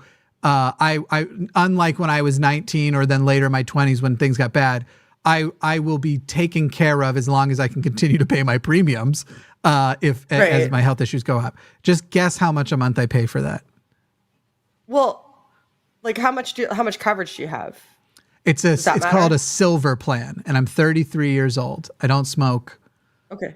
Yeah. So you would pay like, I don't know, like I'm gonna guess relatively high, like 400. Yeah, you actually got it on the nose, but I assume it's kind of like I was priming you for it. My monthly insurance bill for just me is like $400 a month. Meanwhile, all of the people who have put out these universal healthcare plans, they come in at like... And you also pay taxes. The average person... Yeah, exactly. The average person's taxes would go up somewhere between $18 and $40 a month. And people go, oh, increase in taxes, but lowering of premiums. And no one seems to care about that. I would save $400 a month before that. Like we have a Canadian pension plan that our employers match 100% so that all of us have a pension waiting for us that we did like on top of whatever our savings are. And we have employment insurance premiums so that if we're off sick or off on maternity leave, like we're still covered and employers match that. Like it's like 1.something percent, 1.43%, like something small that you pay when you're 18, you start paying it. And then the employer matches it at 1.4 times. So we have all of these systems that we partially fund and then employers fund the remainder of it. But everybody's constantly going on about, oh, your taxes are so high. Yeah, but when I went on maternity leave, I got a check every month. Yeah, and I was able to take a year off. We in have the States, they call that disability leave. Yeah. It cost me $0.00 to have my kid. In a private, like it's silly. It's stupid to me. We have unemployment, and in some places we have maternity leave. It's nowhere near as long. It caps out at like 8 weeks or something like that. What do you do with an 8-week-old? Like you're still breastfeeding an 8-week-old. Like that's you either you have enough money to cover it, or the both of you die. That's so stupid. God bless America, land that I love. Anyway, Amir's been waiting. Oh, okay. Let's talk to Amir. All right. We got distracted. Hello, Amir. You hear me were okay? on the line. Yeah. Wow. Hello. Sound great. Hello, Amir. How are you both? So good. How are you? Doing well. Good. Okay. I mean, I'll be a little bit honest and forthcoming and say that I'm a little bit nervous debating both of you. I mean, I revere you both as intellectual titans. And as I'm going to participate in this debate, it's more than likely that I'm going to get obliterated. But nonetheless, I look forward to the challenge. Okay. Well, first of all, let's not debate. Let's just have a conversation, and hopefully that clears it up. Now I'm also fight to the death. Now I'm also onto maybe you're playing maybe you're playing like 4D chess at this point, and now you're your own intellectual titan, and you've now primed the audience to set low expectations. We'll see where this goes. Okay. I mean, I've been brought up Muslim, and I denounced Islam a very long time ago. In fact, my contention with religions is very similar to the points that you guys have brought up. So I'm not advocating for a religious God. And in fact, maybe the word God has just been hijacked completely by the religious community. So maybe another word would be more appropriate. But nonetheless, I'm going to be trying to provide at least some sort of compelling evidence as to why I believe that a God is more likely to exist than to not exist. And okay. I may be representing this as more of like an agnostic theist. I'm not completely well versed on this specific terms. That might be a specific sort of phrasal term for what it is that I believe. And I do feel that the atheist community does for the most part, appear to have the upper hand in most of these discussions. When there are so many different viewpoints that people are advocating for God's existence, Christianity, Hindus, Muslims, etc. There's a lot that you guys can dismantle. So just from a probability aspect, it's more likely that atheists will look to be, more intellectual than those that believe in God, just based on the sheer number of different viewpoints that people have when it comes to God. For me, the crux of it comes down to, I guess, trying to address the question as to why anything exists at all, which for me becomes more of a philosophical discussion rather than a scientific one, because I think at this point, when we talk about the origins of everything and as to why anything exists at all, it can no longer be accessed by science. We're now putting forward a hypothesis whereby there is no experiment that we can even begin to fathom to test a hypothesis that exists beyond the remit of the experiment at all. So we're kind of just reduced to philosophy at this point. And for me, I think the reason why anything exists is because there is a God that has, intentionality, so to speak. And there's, I really wish I had the time to maybe structure my argument so it could flow a little bit better. But you see, there's one component of reality that we all have to accept as a brute fact. Otherwise, we'll end up in infinite regress, and infinite regress is just riddled with problems. And I don't want to really go down the route of. Were you doing the kalam or the contingency? Well, these terms that I can't quite. I think it's the contingency argument. I think probably the contingency. Yeah. So the kalam is everything that begins to exist has a cause. The universe began to exist. The universe has a cause. The universe begins. Then the contingency argument is absolutely. Only it starts with all the stuff and works backwards. Yeah, exactly. Questions like what came before the Big Bang. None of us know. It could be the case that there was another universe or something or the other, blah blah blah blah blah. But inevitably, we'll still have to ask the question as to why something exists. And so can you eventually, but can I just interrupt you for a second there, just to try and maybe jump ahead a bit? You talked about brute fact, which is, I'm huge on brute facts. I totally agree that we have to accept the brute fact.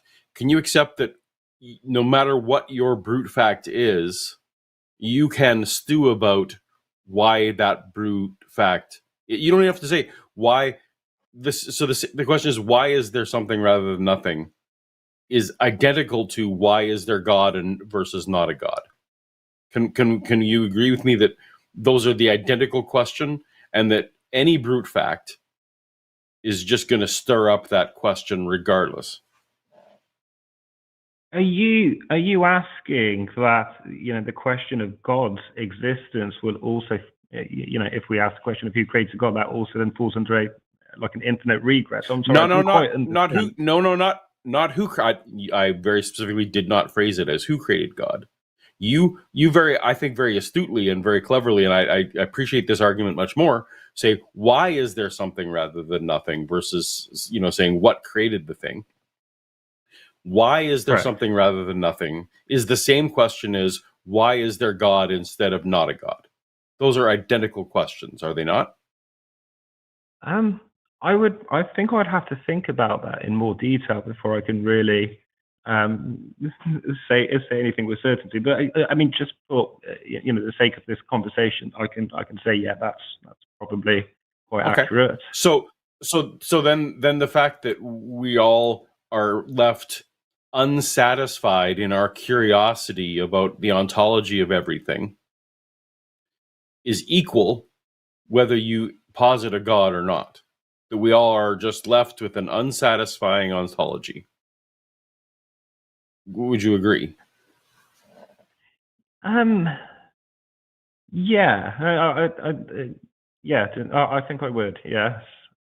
Okay. Again, the way So that you're then, raising these questions, they're very nuanced, and I have to think about it in a bit more detail. But yeah, I that's would fair. agree. I think Because you're basically asking, about the big why, and the God doesn't help answer why. It just doesn't, because you admitted you're brute facting God, and I would brute fact material or energy.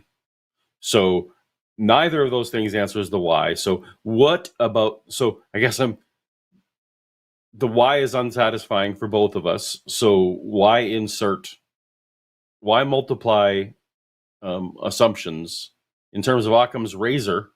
If we're just going to sit here unsatisfied, why try and stick a God in there? How does that help? it's a very good question. I mean, for me, it's the fact that I am experiencing something like, I think, therefore I am. And what I am experiencing is nothing short of perplexing. And to me, that would imply intentionality. When we reduce it down to just the material world, it takes away the intentionality element that makes life such a perplexing experience.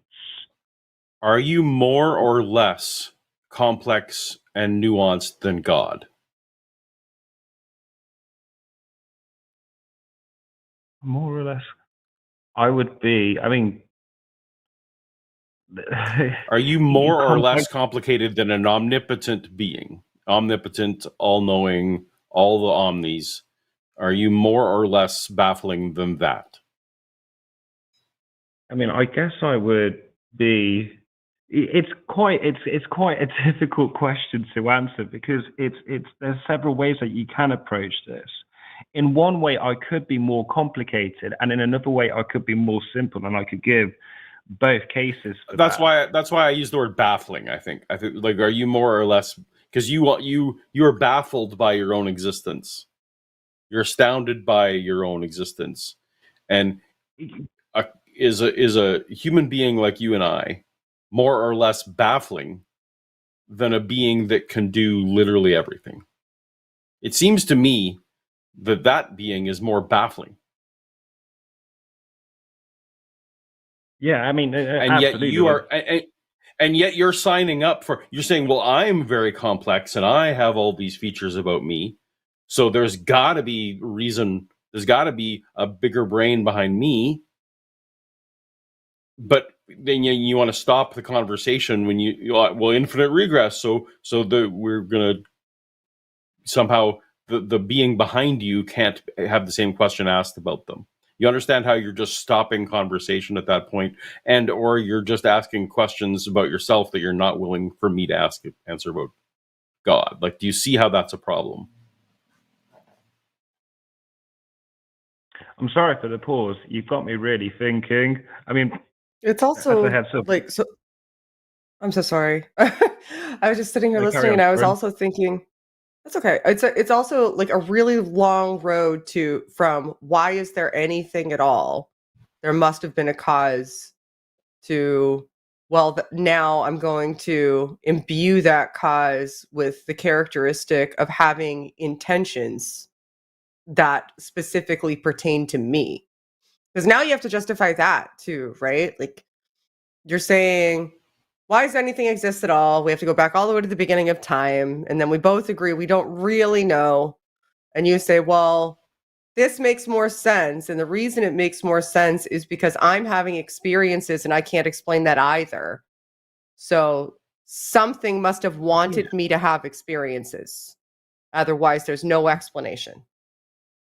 Yeah, I mean, that's maybe one component of it. I think there's an aggregation of different elements that come into it. Like, one part, as we just discussed, another part being that I believe that the origins of space, time, and matter are best explained by something that is beyond space, time, and matter.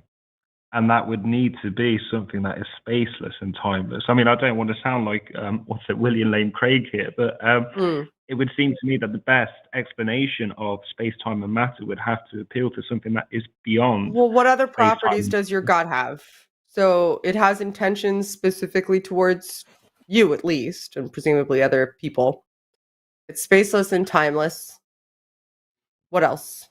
Yeah, What the I mean, properties does it have? I wouldn't actually say that it appeals to anyone else outside of me. I mean, the only thing that I can say with 100% certainty is that I am experiencing something that we can call reality, but I cannot validate your existence.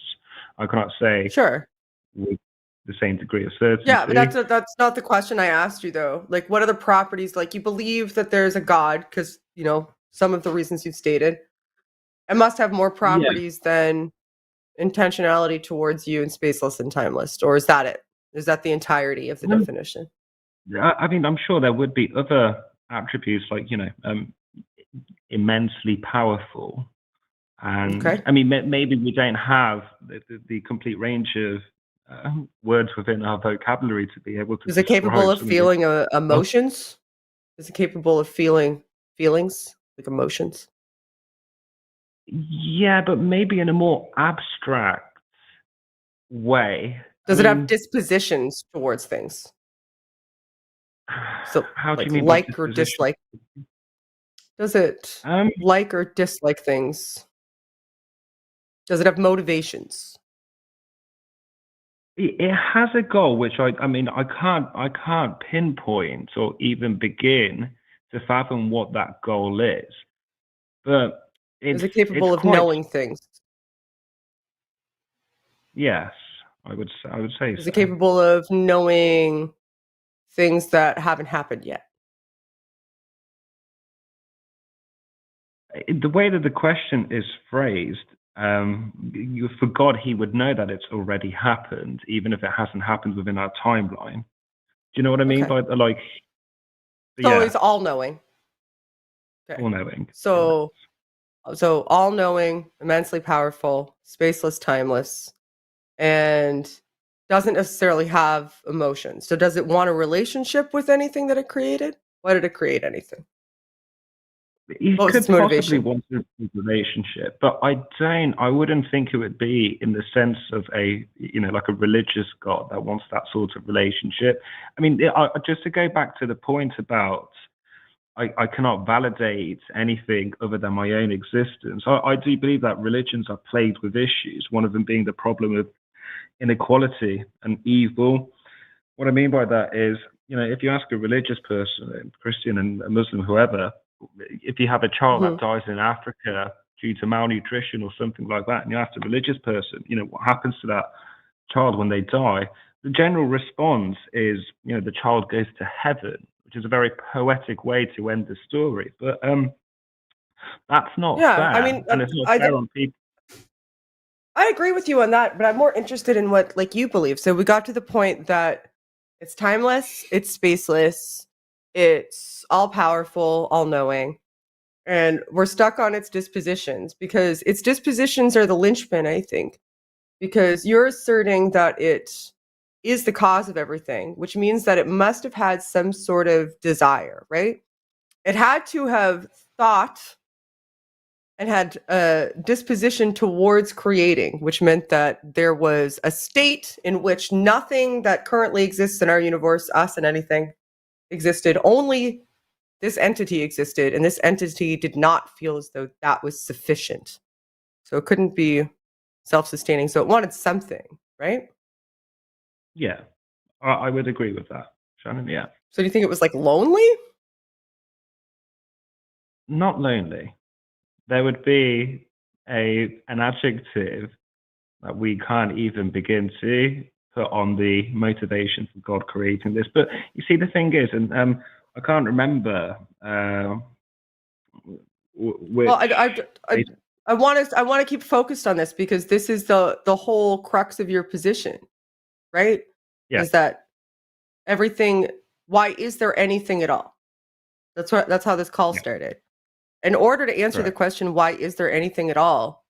You're going to have to assert motive. Like you have to assign motive to this God, right? You have to know something about its mental state. You have to assert that you know something about its mental state. Did it create us by accident? Not necessarily. Not necessarily. Sure. I mean, like, for example, let's just say let's just say hypothetically, if all three of us were taking a stroll on a very random planet in a faraway galaxy, and if we came across some really, really sophisticated artifacts on this planet, then between all three of us, we can conclude that extraterrestrials are the best explanation for those artifacts. We wouldn't have to know. That's just a weird version of the watchmaker argument. No, I So don't think so. now you're just saying we recognize design. No, I mean, the point that I was trying to make was that we don't necessarily need an explanation of something if the explanation is probably the best one that we have. In the same way that we wouldn't have... You're asserting a being that I don't believe exists. Like, I believe that people make watches, right? If we're on an alien planet and find something that's reasonable evidence for me to believe that there's an alien, just anything existing at all isn't evidence of an entity for me. It is for you. And then you expanded it to, because I'm having experiences and they're kind of like wonky and weird and fascinating and perplexing. And that couldn't happen unless something desired that for me, essentially, or something made a state of affairs for that to happen. But you don't know what this entity's dispositions are. So you don't know why it made anything. You're just asserting that something made stuff because reasons. That's less satisfactory than maybe energy is eternal. I mean, just to that point, and maybe I'll change the analogy instead, because I don't want to. I wasn't at all trying to make a case for the watchmaker argument. That I don't actually agree with, and I actually side with both of you on there. That I don't think that's a good explanation for God's existence. Let's just say if we all started, just digging up our backyards, and we just kept digging and digging, we started finding some very old spearheads and clay pots, then we could conclude that an ancient civilization lived there a very long time ago.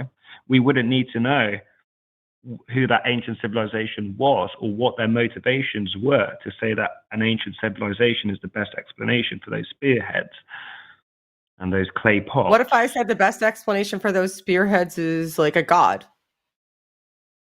Because we didn't have any examples of spearheads before, and none of us had ever seen spearheads before, and we were like, nothing like this has ever been created by humans, so it must be God.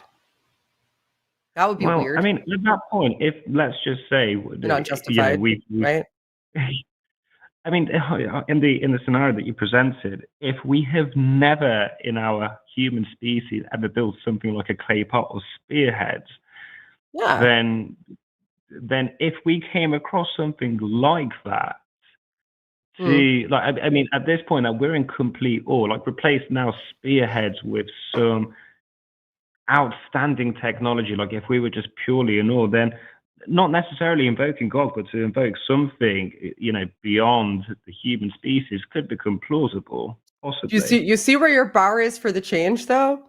Like, you don't think I'm justified in doing it for something that we couldn't explain. But you're saying, well, I am justified in doing it for something that we couldn't explain in this specific instance. But I wasn't in that instance where I couldn't explain the spearheads. We'd never seen spearheads before in this hypothetical ever in the history of time, which is another reason why that analogy kind of falls apart for me, because I could assert that given those circumstances, which that analogy, in order for that analogy to be the same, we would have had to find something that's never been seen before, right? Ever in the history of time, something completely unexplainable that there's no naturalistic explanation for. There's absolutely nothing that we can conceive of currently to explain it. Then you think that I would be justified to say God or magic. I mean, can I ask you a question, Shannon? Let's just say, you're in your backyard one day, you're having a cigarette, and you see a UFO, not like a little dotty UFO in some pixelated, far away, but you see a UFO like on another level, glowing, bright lights, everything else. Clearly not something that we could do with our, standard military aircraft. What would you think to that? What would be your conclusion? I would take out my phone to make sure that I could capture it.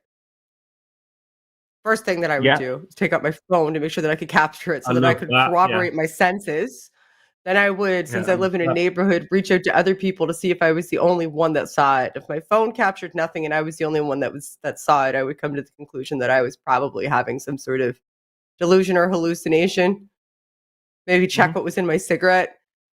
If I had additional corroboration, if I was able to capture it on my phone and have a video and confirm with the other people around me that they saw it as well, then I mean, I'd be more likely, obviously, especially if I had additional external cooperation, to believe that it was the case. If it was just me on my own and nobody else on Earth saw it, I mean, I wouldn't discount the fact that it was an experience that I had.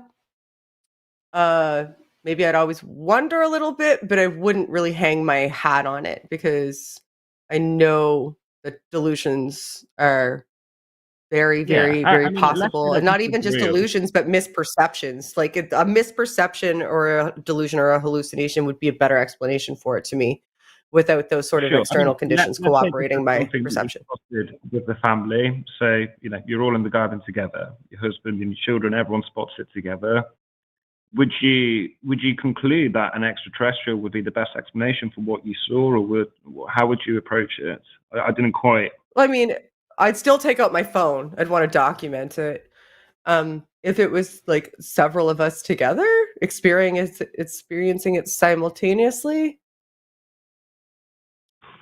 I mean, I'd probably believe it. I mean, I can't say what I would do with the perception. I don't understand. You're saying the nature of the... sorry, continue. I was just... Are you trying to point to the nature of the craft is beyond what Shannon and I currently think that is the limits of human designed spacecraft or flying craft? The point that I was trying to make was that if indeed we could, rule out that it's not a hallucination and that, you've seen it with other people, then between us, we could conclude that extraterrestrials would be likely not. We can't say with absolute. Well, I mean, I could conclude that I saw a craft of some sort. Yeah, like sure. That's it. Like, I don't know what would make me leap towards that it's an extraterrestrial and not like something man-made. It seems far more natural that we just that there are types of flying machines that we're not personally aware of that are built by humans. I mean, that's a way easier conclusion. Potentially. And also, maybe I feel like I need to. I don't even understand the point of this perception test. Is this a test of like how skeptical are you? Are you so skeptical you won't even believe your own eyes? Is that what this is? It's more the question of, let's just say, if we thought that extraterrestrials could be a valid explanation for what we saw, but we wouldn't have to explain the origins of those extraterrestrials, where they've come from, or what their motivations are, to say that the UFO that we have collectively seen could be best described by extraterrestrials. Yeah, but there's a couple. I totally see what you're saying, but there's a couple of things that your analogy has that your belief doesn't. Your analogy has external corroboration. Your analogy has you like having proof that's literally in front of you. Right? Like if an alien walked out and was like, dude, yo, listen, Amir, I'm an alien. I'm real. I'm going to go talk to everybody. We're going to go on the news. Then, of course, you're going to be justified. Like the more corroboration you add to it, the more likely I'm going to be like, yeah, sure, I'm on board. Like that seems reasonable. But your belief doesn't have any of that. So I get that what you're trying to do is you're trying to say, well, we don't need to explain these aliens because it's evident. It's just evident based on, ship, alien, you see it, other people see it, took a picture of it. You don't need to, figure out what their motivations were for making the ship. They made the ship. Sure, I get that. But you're trying to justify the aliens without the ship right now, my friend. You're basically saying there's aliens because something got created, but you don't have any of the evidence. So what I'm trying to point out is Like, you are saying that the reason that God, an entity that maybe is or isn't God, I'm not sure where your label lays based on the initial conversation, but the reason is because there is something rather than nothing. But you can't explain to me why any sort of entity would be motivated to create anything at all.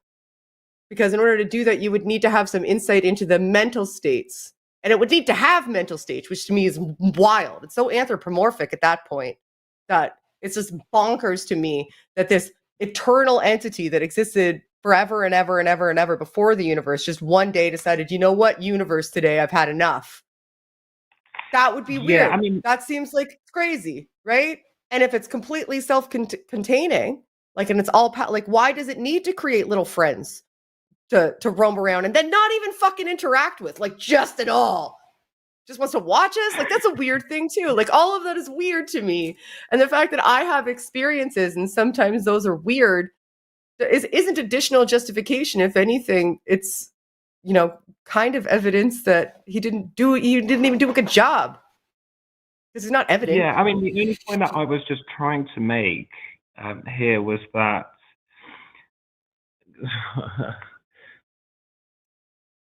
sorry, I've lost my train of thought. That's okay. We're cool. We're probably done with this call anyway, because it's almost 10 p.m. here in Narnia where we live. But call back and talk to us again sometime. Yeah, I will do. No, in the future. Guys, can I just say thank you? Thank you so much. Like, I really appreciate the time and the discussion. And yeah, I'm going to also walk away just thinking about this in more detail as well. Yeah, thank you so much for your time. No problem. Okay. Paul's rehosting again on Sunday. We've just decided, so you can call and talk to him again. I was actually wrong. Matt already found a sub, so Paul won't be hosting on. I sent Paul a message. Nobody wants you, Paul. No, he just beat you to the punch is all. No one's sad. We're all fine. Now I'm going to have to talk to you on Sunday. All right. Well, whatever. Bye, Amir. Take care. Pardon me. Sorry, I'm coughing. I was going to say one thing. You and I are going to have to track that fucker. I feel like SkepTalk so often gets the calls I wish would call me, but it's fine. You know, I can share. It was interesting though, because he said that to come to the conclusion that the most likely origin of the spacecraft was extraterrestrial would not require you to establish anything about its origin, except for to say it's extraterrestrial is an establishment of its origin. That it's at minimum, it's saying not from Earth, at minimum, if not more. And I was like, you do. That's why I incorporated the aliens, so that I could move past that and just point out that, like, he's saying if you have all the evidence in front of you, it's reasonable to believe something, even if you haven't believed in it before. But also, that's a different scenario than the one he was proposing. A different set of standards. If I see any spacecraft like that shares any quality with what's been popularized in human sci-fi, I'm not going to jump to aliens first. I would have to see a craft which is outside of that, because my suspicion is either a spacecraft would look exactly like what humans would make, because that's the natural evolution of things, is that we all sort of come to the same conclusions, or it would look completely different. It wouldn't be somewhere in that gray area of flying saucers and bullshit we've made up in sci-fi. Sort of in the same way that a lot of biologists have said, if we meet intelligent life, it might be that there's a high chance that they're rather humanoid, that they would share human qualities, because it may be that a lot about the way we evolve would happen in other places too. And we would certainly expect certain things like eyes, mouths, lungs, things like that, which have evolved separately many times on Earth, that kind of shit. Anyway, no one wants to hear about me and aliens.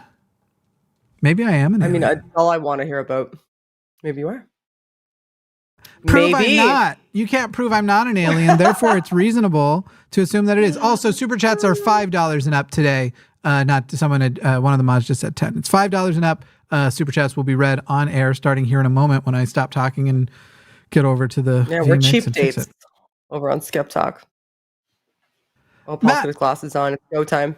Matt often does a $5 or Matt will change to a $5 cap on nights that he's not going all night for, basically, that he wants to get done a little earlier. But that's the show that is sometimes $10. This is the one we already read. Let me get you the first one of the show. You're killing it. Oh, I can see there's dirt on my floor. This is what I get for having a kid. It's freezy wrappers. That's what that is. Sorry. I just got really upset because my kid slept in here last night. For all those freezies that you eat while you're at work. No, I don't eat. Anyway, sorry. Hi. Just when the camera went out, I was like, what the hell is that? It's a freezy wrapper. Okay. So anyway, hi. I have a 12-year-old and this is my life. $20 from Jeff Edwards. My favorite Canadians. If apologists are Twitter, you guys are Threads. We're on Threads, actually. We were early adopters. When we went over there. So come check us out on the Threads. If you can call a service that's 4 days old, if you have early adopters versus late adopters, I suppose that's what I want to know is like, is there any value to the fact that I'm one of the first 6 million people? But then Godless Mom is under 500,000. And then as of today, I just checked my most recent follower and this is the way I find out what number they're at. I go to their Instagram and is it big? It's at like 107 million total. That's 100% why the design team over there has that metric even available is for bragging right type conversations like this. Absolutely. 5,035,620. Yeah, I just got to yours too. I think you are slightly before me. I think you've got a slightly. Let me go see what mine was. Well, there was a group of us that basically all signed on within like an hour of each other because we're all in a WhatsApp chat together. Yeah, you're at 5.03 million where I'm at 5.5 million. So I'm a little after you. But there are now people who I had wondered at first if they would stop giving those out. But what I'm realizing also, Paul, I think that this is your so while you have your username, I think this is also your permanent @ like for your entire thing, you will have that as a type of handle.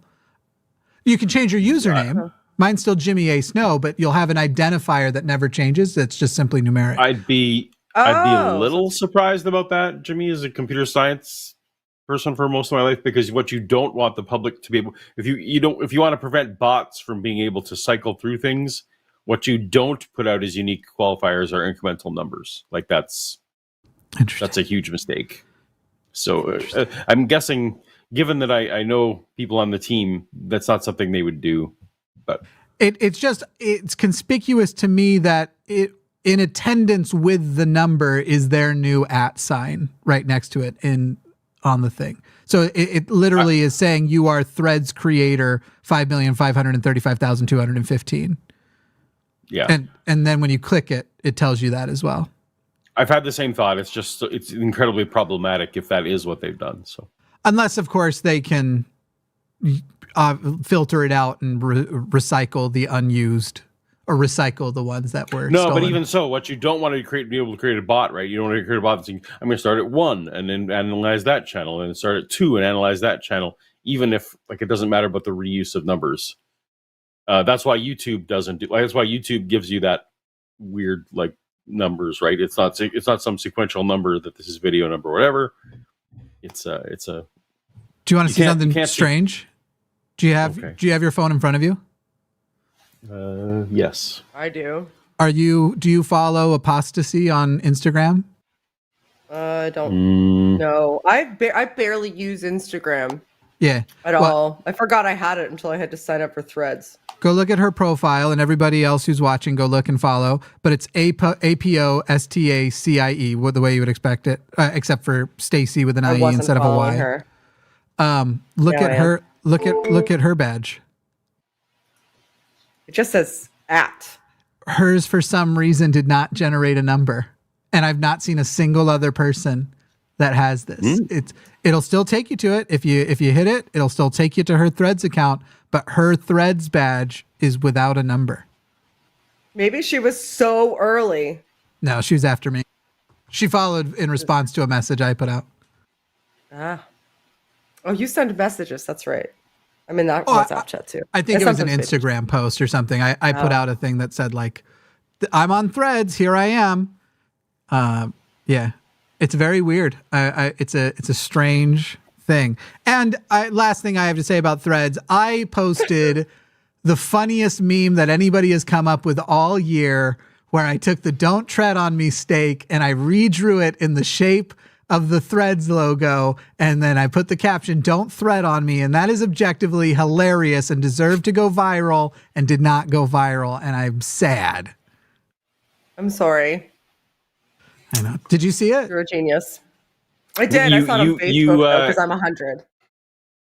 Yeah, you shared it with us and said, shouldn't this have gone viral? So that's, I don't know.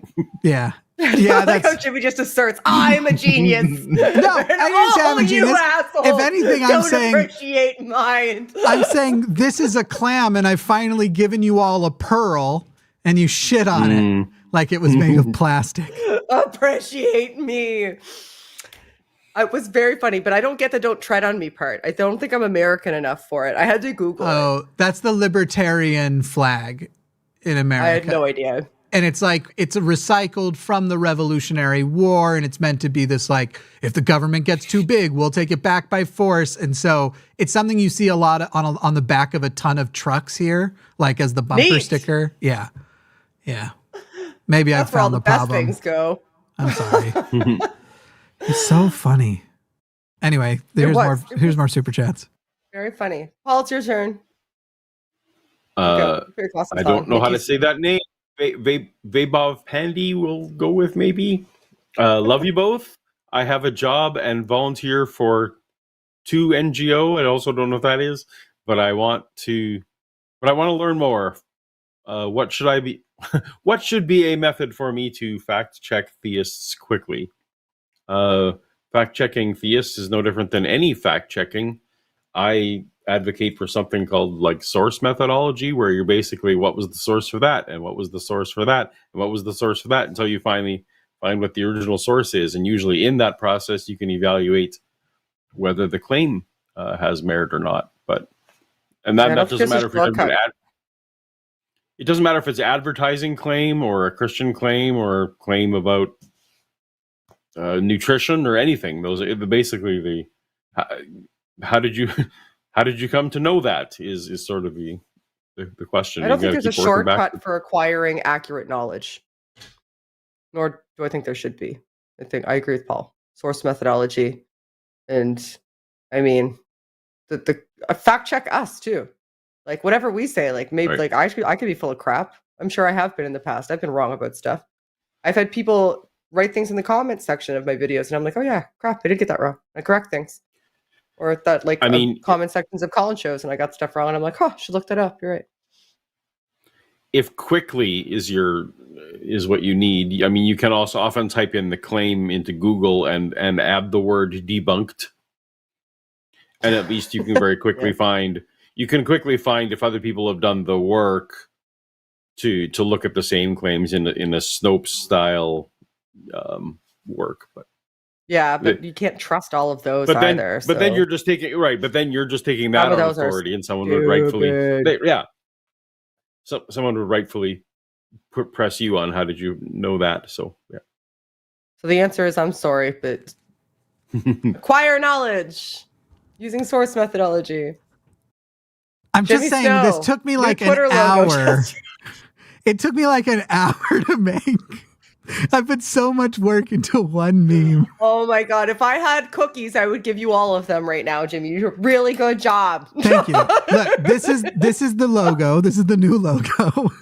And this is my fucking God. It's so funny. So Jimmy, you're on Midjourney, right? Yeah, I literally just sent Midjourney a prompt a moment ago. About whatever this computer bullshit is. I'm gonna go pee. Sure. So literally, Jimmy, if you know the blend command on Midjourney, right? Oh shit! Are you about to tell me I could have done it so much faster? Yeah, literally, there's a blend command /blend, and if you put a picture of a snake and that logo, it would literally merge those two pictures together. Do you think it would have come out this good though? This deserving of virality? No, it wouldn't have. But you can play from there. You can would have been. But blend is a thing. All right, I guess that was the end of the talk. Our tech talk was shorter than expected, so we can just go to the next one. I'll tell you what, though, I can, while we're waiting on Shannon, I can also plug we already did this one too. Plug the Patreon again, patreon.com/calltheline. I had already released, but will now release for our patrons. I had released on my personal Patreon a video that is the AI tools that I use to edit and awesome. all that stuff. You already know all of them. You've used all of them, but I'm an advocate of people knowing about these things, so that's great. So patrons, if you become a Patreon tonight, you can go and see patreon.com/calltheline. I'll get that video also out for our patrons on Call the Line, and you can see I go through an app called Descript. These different photo restoration and audio restoration techniques and the ways in which I sometimes use, and intend to use more, the big one, ChatGPT. Especially to ChatGPT, the number one thing I use it for right now is how I will take the captions of a video and I'll put it into ChatGPT and say, please change this into the description of a YouTube video. And then I will often just only change a word or two and put that as my description.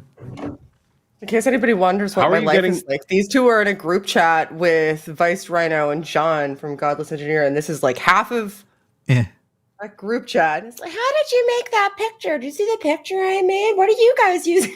Anyway, I'll just be over here. If Shannon was cooler, she'd print them out and put them on the fridge, but whatever. Oh, ask Paul if we're allowed to have magnets on the fridge. Oh, my bad. Ask Paul's stance on fridge magnet clutter. Turns out you should have known better, Jimmy. I thought you knew him. I didn't know that. For shame. Turns out the fridge I bought is incompatible with magnets, so that's just. I don't think that wasn't on purpose. I think it's bullshit. I think you did that on purpose. That's a big move. Balls. How are you getting around while we're just inside baseballing? So you guys are gonna be watching movies on the Patreon. How are you getting around copyright for that, or is it's going to be like just on some non-YouTube related streaming? No, it'll be fair use. It'll be. No, it won't. We'll be stopping. Are you saying you're saying they're not going to?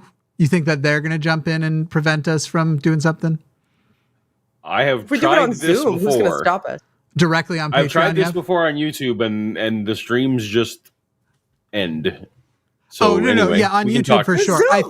I think Patreon is if we do it direct to Patreon or as a Patreon live stream, I think we're okay. Right. Yeah. Okay. That answered my question. You're not doing it on YouTube. So cool. Okay. I'm going to leave you this one to read because I need to go and bring there's a couple of frozen things that have just been delivered to me, but I'll be able to change from afar. I just won't be talking anymore. Thank goodness. All right. Oh, thank God that's over. You guys, are you sure you're done talking about ChatGPT or whatever you were talking about? Is it my turn? Okay, my turn. Okay. Oh my gosh. I'm so sorry. $5 from RPG Debunks. Here's $4.50 towards Shannon's secret coffee table fund. Woo! Ahem. Waves hand. This is not the coffee table you were looking for, Paul. Jimmy, go fuck yourself. Look at Jimmy multitasking from his frozen food section. Your turn. No coffee table is the coffee table I'm looking for. Oh, that's going towards the wine credenza fund. Don't worry. That's building. Got a couple in my cart. Raven 200. I agree with the first sentence. I love it whenever Shannon is on. I agree. Aww. Having Paul as well makes it ×2 more awesome. I'm not so sure about that. Jimmy, go get power bombed through a coffee table. Creative. Well done. Well done, Raven 200. Can't do that here, though. Jimmy's not changing them anymore. He's dropping the ball. Oh, coming in clutch. All right. So $4.99 from Claire. Not all humans, and thank you, Claire. Thank you, everyone who sent the super chats. We appreciate you all. Not all humans have the capacity for abstract thought. Do those humans not have souls? I don't know what a based human on that with caller's based on that caller's notion, right? That caller's notion boiled down to. Actually, I'm not even sure what what his position ended up being. Because it was so convoluted. I feel like that went down so many rabbit trails I can't hammer down. If indeed his notion was, that abstract thought equals soul, then there might be some merit to that question, that you develop your soul later when you have But I mean, Anyway. if abstract thought, like, depends on your definition of abstract thought, because like anything perceptual is an abstract thought. It's a construction. It's a whole cloth construction based on external stimuli. What you couldn't say was that a zygote had a soul. No, I couldn't say that. Yeah, true. Or a blastocyst, or yeah, sure, but well, that's relevant to some Christians. Yeah, fair enough. All right. Okay, accurate. Too young to feel this old. Thank you so much for the $10 super chat. Putting Paul and Shannon on the same show, like having Forrest and Erica together, is one of the best things the line does. Now, if only they could get rid of that Jimmy guy. Well, we can't. Love y'all. Poor Jimmy. Go fuck yourself, Jimmy. We wouldn't want to. Jimmy's a gem. Did you see the picture he made of the snake? It was so good. It took him an hour. It should be on your fridge. Print it out. I know. If your fridge is compatible with magnets. Like the thread symbol? I just have this mental image of just Jimmy out on a porch, just with all of this frozen food. I want everyone to freeze frame that, print it out. If your fridge is compatible with magnets, you should go put that on your fridge. If that's not his channel banner by the end of the week, then I don't even think he stands behind it. As the memeiest meme of the summer. $4.99 from Claire. Paul, I can't remember if I've said this before, but there are tons of tiny tables available for sale that only have room for one drink. No clutter. But the table itself is clutter, you see. Fucking God. There's no winning. Nice try, Claire. The picture. That one's under $5. I'm not sure if we're supposed to read it. I think it's against the policy on the channel. The picture is I can hear Jimmy swearing at me from Texas. $5 from the Raven 200. Jimmy, go take a pile driver on top of a coffee table and then get locked in the Gargano escape. I don't know what the Gargano escape is. Do you know what that is? I don't. We sometimes we're too Canadian. No, you and I don't always know about the American things. We're too Canadian all of the time. It's your turn again. $4.99 from Humanist Reformation. Jesus' promises and prophecies failed. David Koresh is no answer either when he gets his promises and prophecies wrong. Okay, I would agree. David Koresh was certainly wrong. Yeah, it was Jesus. Well, specifically, I think Jesus in the Gospels, which I'm not sure he said any of it, but Jesus in the Gospels predicted that he would be back soon, and I think the people in that room that he said we're gonna be alive when he came back. Not all those people are still alive, so he's got a real broad definition of soon. That guy.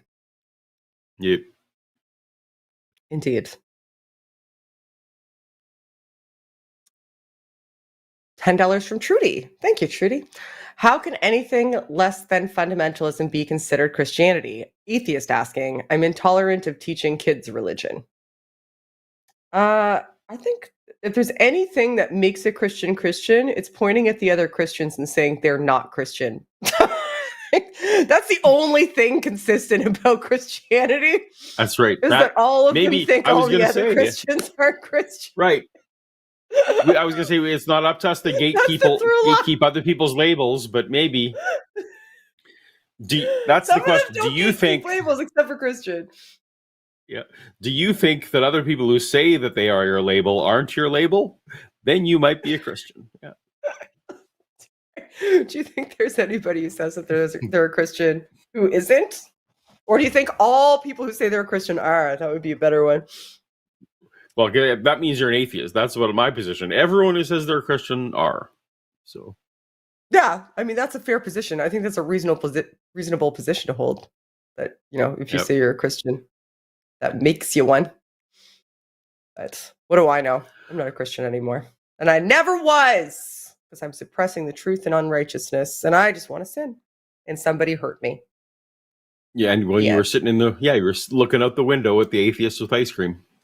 Yeah, and those assholes had ice cream, and I wanted ice cream, but instead I had to read the Bible. So now I don't believe in God because that follows. Makes Your turn. sense. $20 from Melody Kate. Some people are so afraid of death they will follow an evil villain. Amazing. Thank you for putting Wes into reality. I'm not sure we did that last sentence. We gave him some things to think about, I hope. I thought it was overall pretty decent conversation, though. Like, yeah, I like it when the theists call in. We're getting more and more, which is great. On our once a month call-in show, we have $20 from Amargen. Amargen? I don't know how to pronounce that correctly. Hey, my favorite power couple. Love you both. Love you too. Sorry, I can't pronounce your name correctly, or did once and not the other time. Margen/Margen. Preach. Oh my gosh, there's so many, you guys. $5 from RPG Debunks. We appreciate each one, though. We do. Being many. I wasn't complaining. Yeah. I was surprised. I was surprised. If someone says they know nothing, that means they know something, which is that they know nothing. So no one actually knows nothing. This sounds like last conversation I had with a Hovind.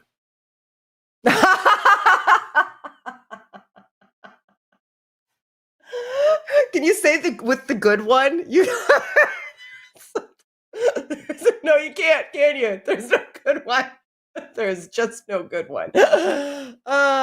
Amargin, Harji was our screener today. Oh, that's even worse. I'm the literal worst. Amargen. Gen. Right? Is that what Harji means? Amargen. Yes, yep. Paul? Okay. Thank you. Yes. For shame. This is why nobody likes you, Shannon. Pardon me. Kathleen Moncrief, $10. Thank you, Kathleen.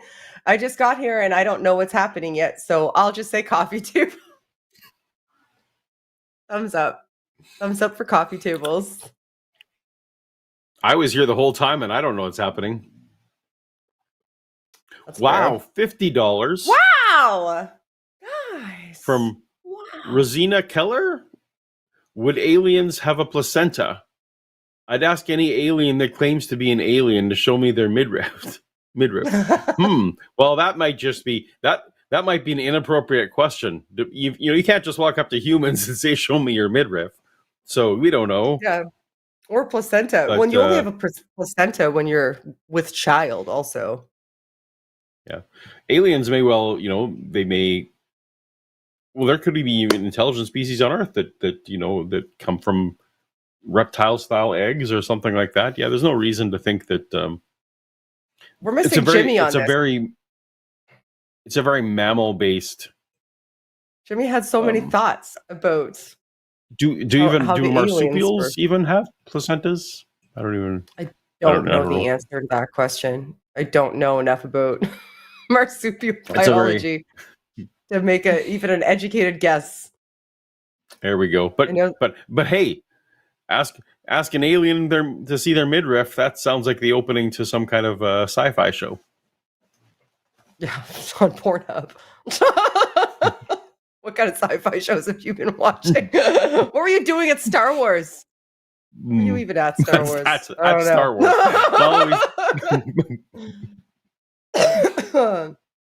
$9.99. Based on Star Wars, I just want to say Star Wars. There was a lot of Star Wars aliens showing their midriff in the prequel trilogy, so that was a popular thing. We all know what you're about now. No, I'm just saying at the Star Wars. No, what kind of sci-fi movies you were making in your spare time? It was popular. It was popular. All right, carry on. Sorry, I outed you. $9.99 from Matt Lambert. Thank you, Matt.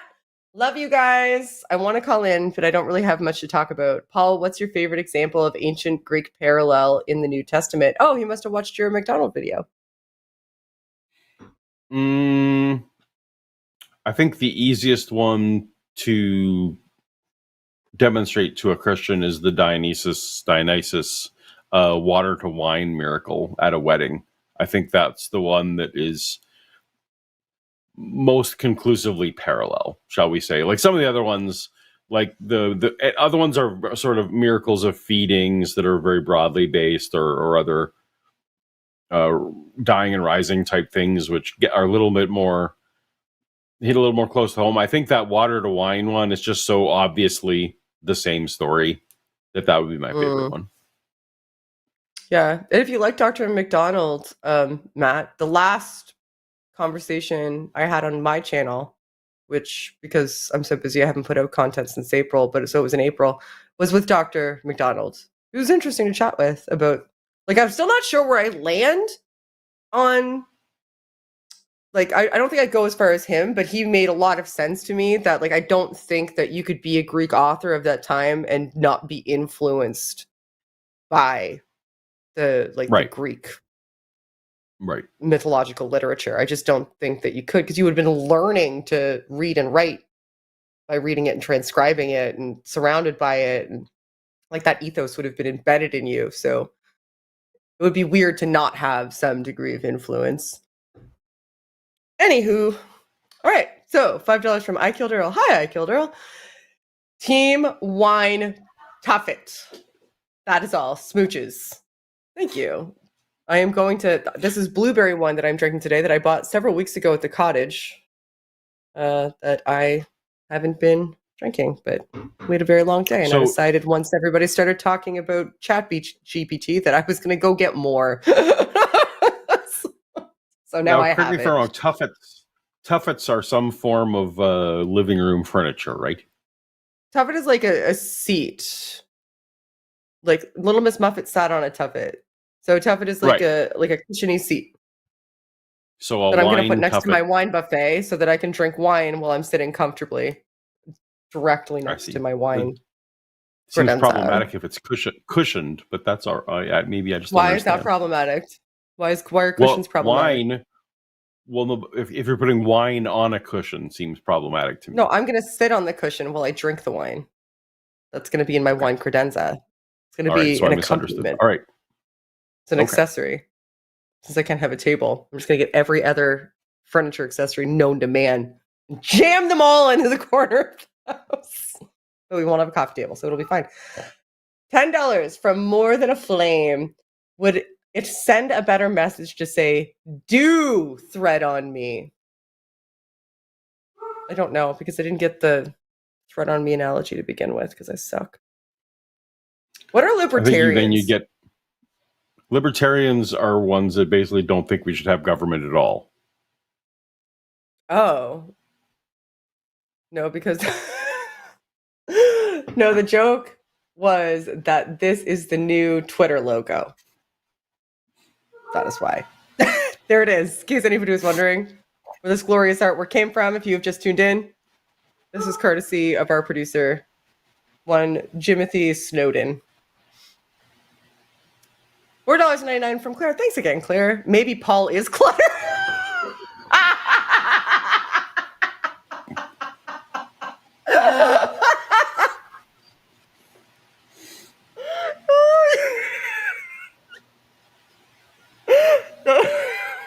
You're not clutter, honey. I love you. I'm sorry. If I could get rid of me, I would. But I just can't. That was objectively fucking hysterical. Don't pretend it wasn't. That was fucking funny. I didn't pretend it wasn't. You're not clutter. You're a very special person, and I would never, ever set you on a table and not put you away when I'm done. Is a very generous person tonight. Thank you. Yes. Thank you, Raven. The Gargano escape is a pro wrestling submission hold. That's why I don't know. It's a play on the user's wrestling name, Johnny Gargano. Jimmy, go take a 450 splash. Well, I appreciate. I'm sorry that we made you explain your joke. All the best jokes are explained. That's how you know they're good. The longer the explanation, the better. Yeah, I'm sorry that we didn't get it. Are we done? Is that everything? I don't think there's any more coming. Thou, this is true. Now. Though now we don't want to forfeit these matches. I don't know, but I wasn't going to bring that up. I thought it was an inside. I didn't want to be like another inside joke that I don't get. Yep. That was my fear. So now we gotta be like that guy. Infinite regress of super chats because we don't get the jokes. Thanks again. Yours, I guess. Design color. Oh, okay. Libertarians are rules for thee, none for me. Basically, crypto fascists that never want to be held accountable for anything. Well, that doesn't sound like the best way to found a society. Doesn't seem like that would function well for anybody. Interesting. Do we have libertarians in Canada? We must. Yeah.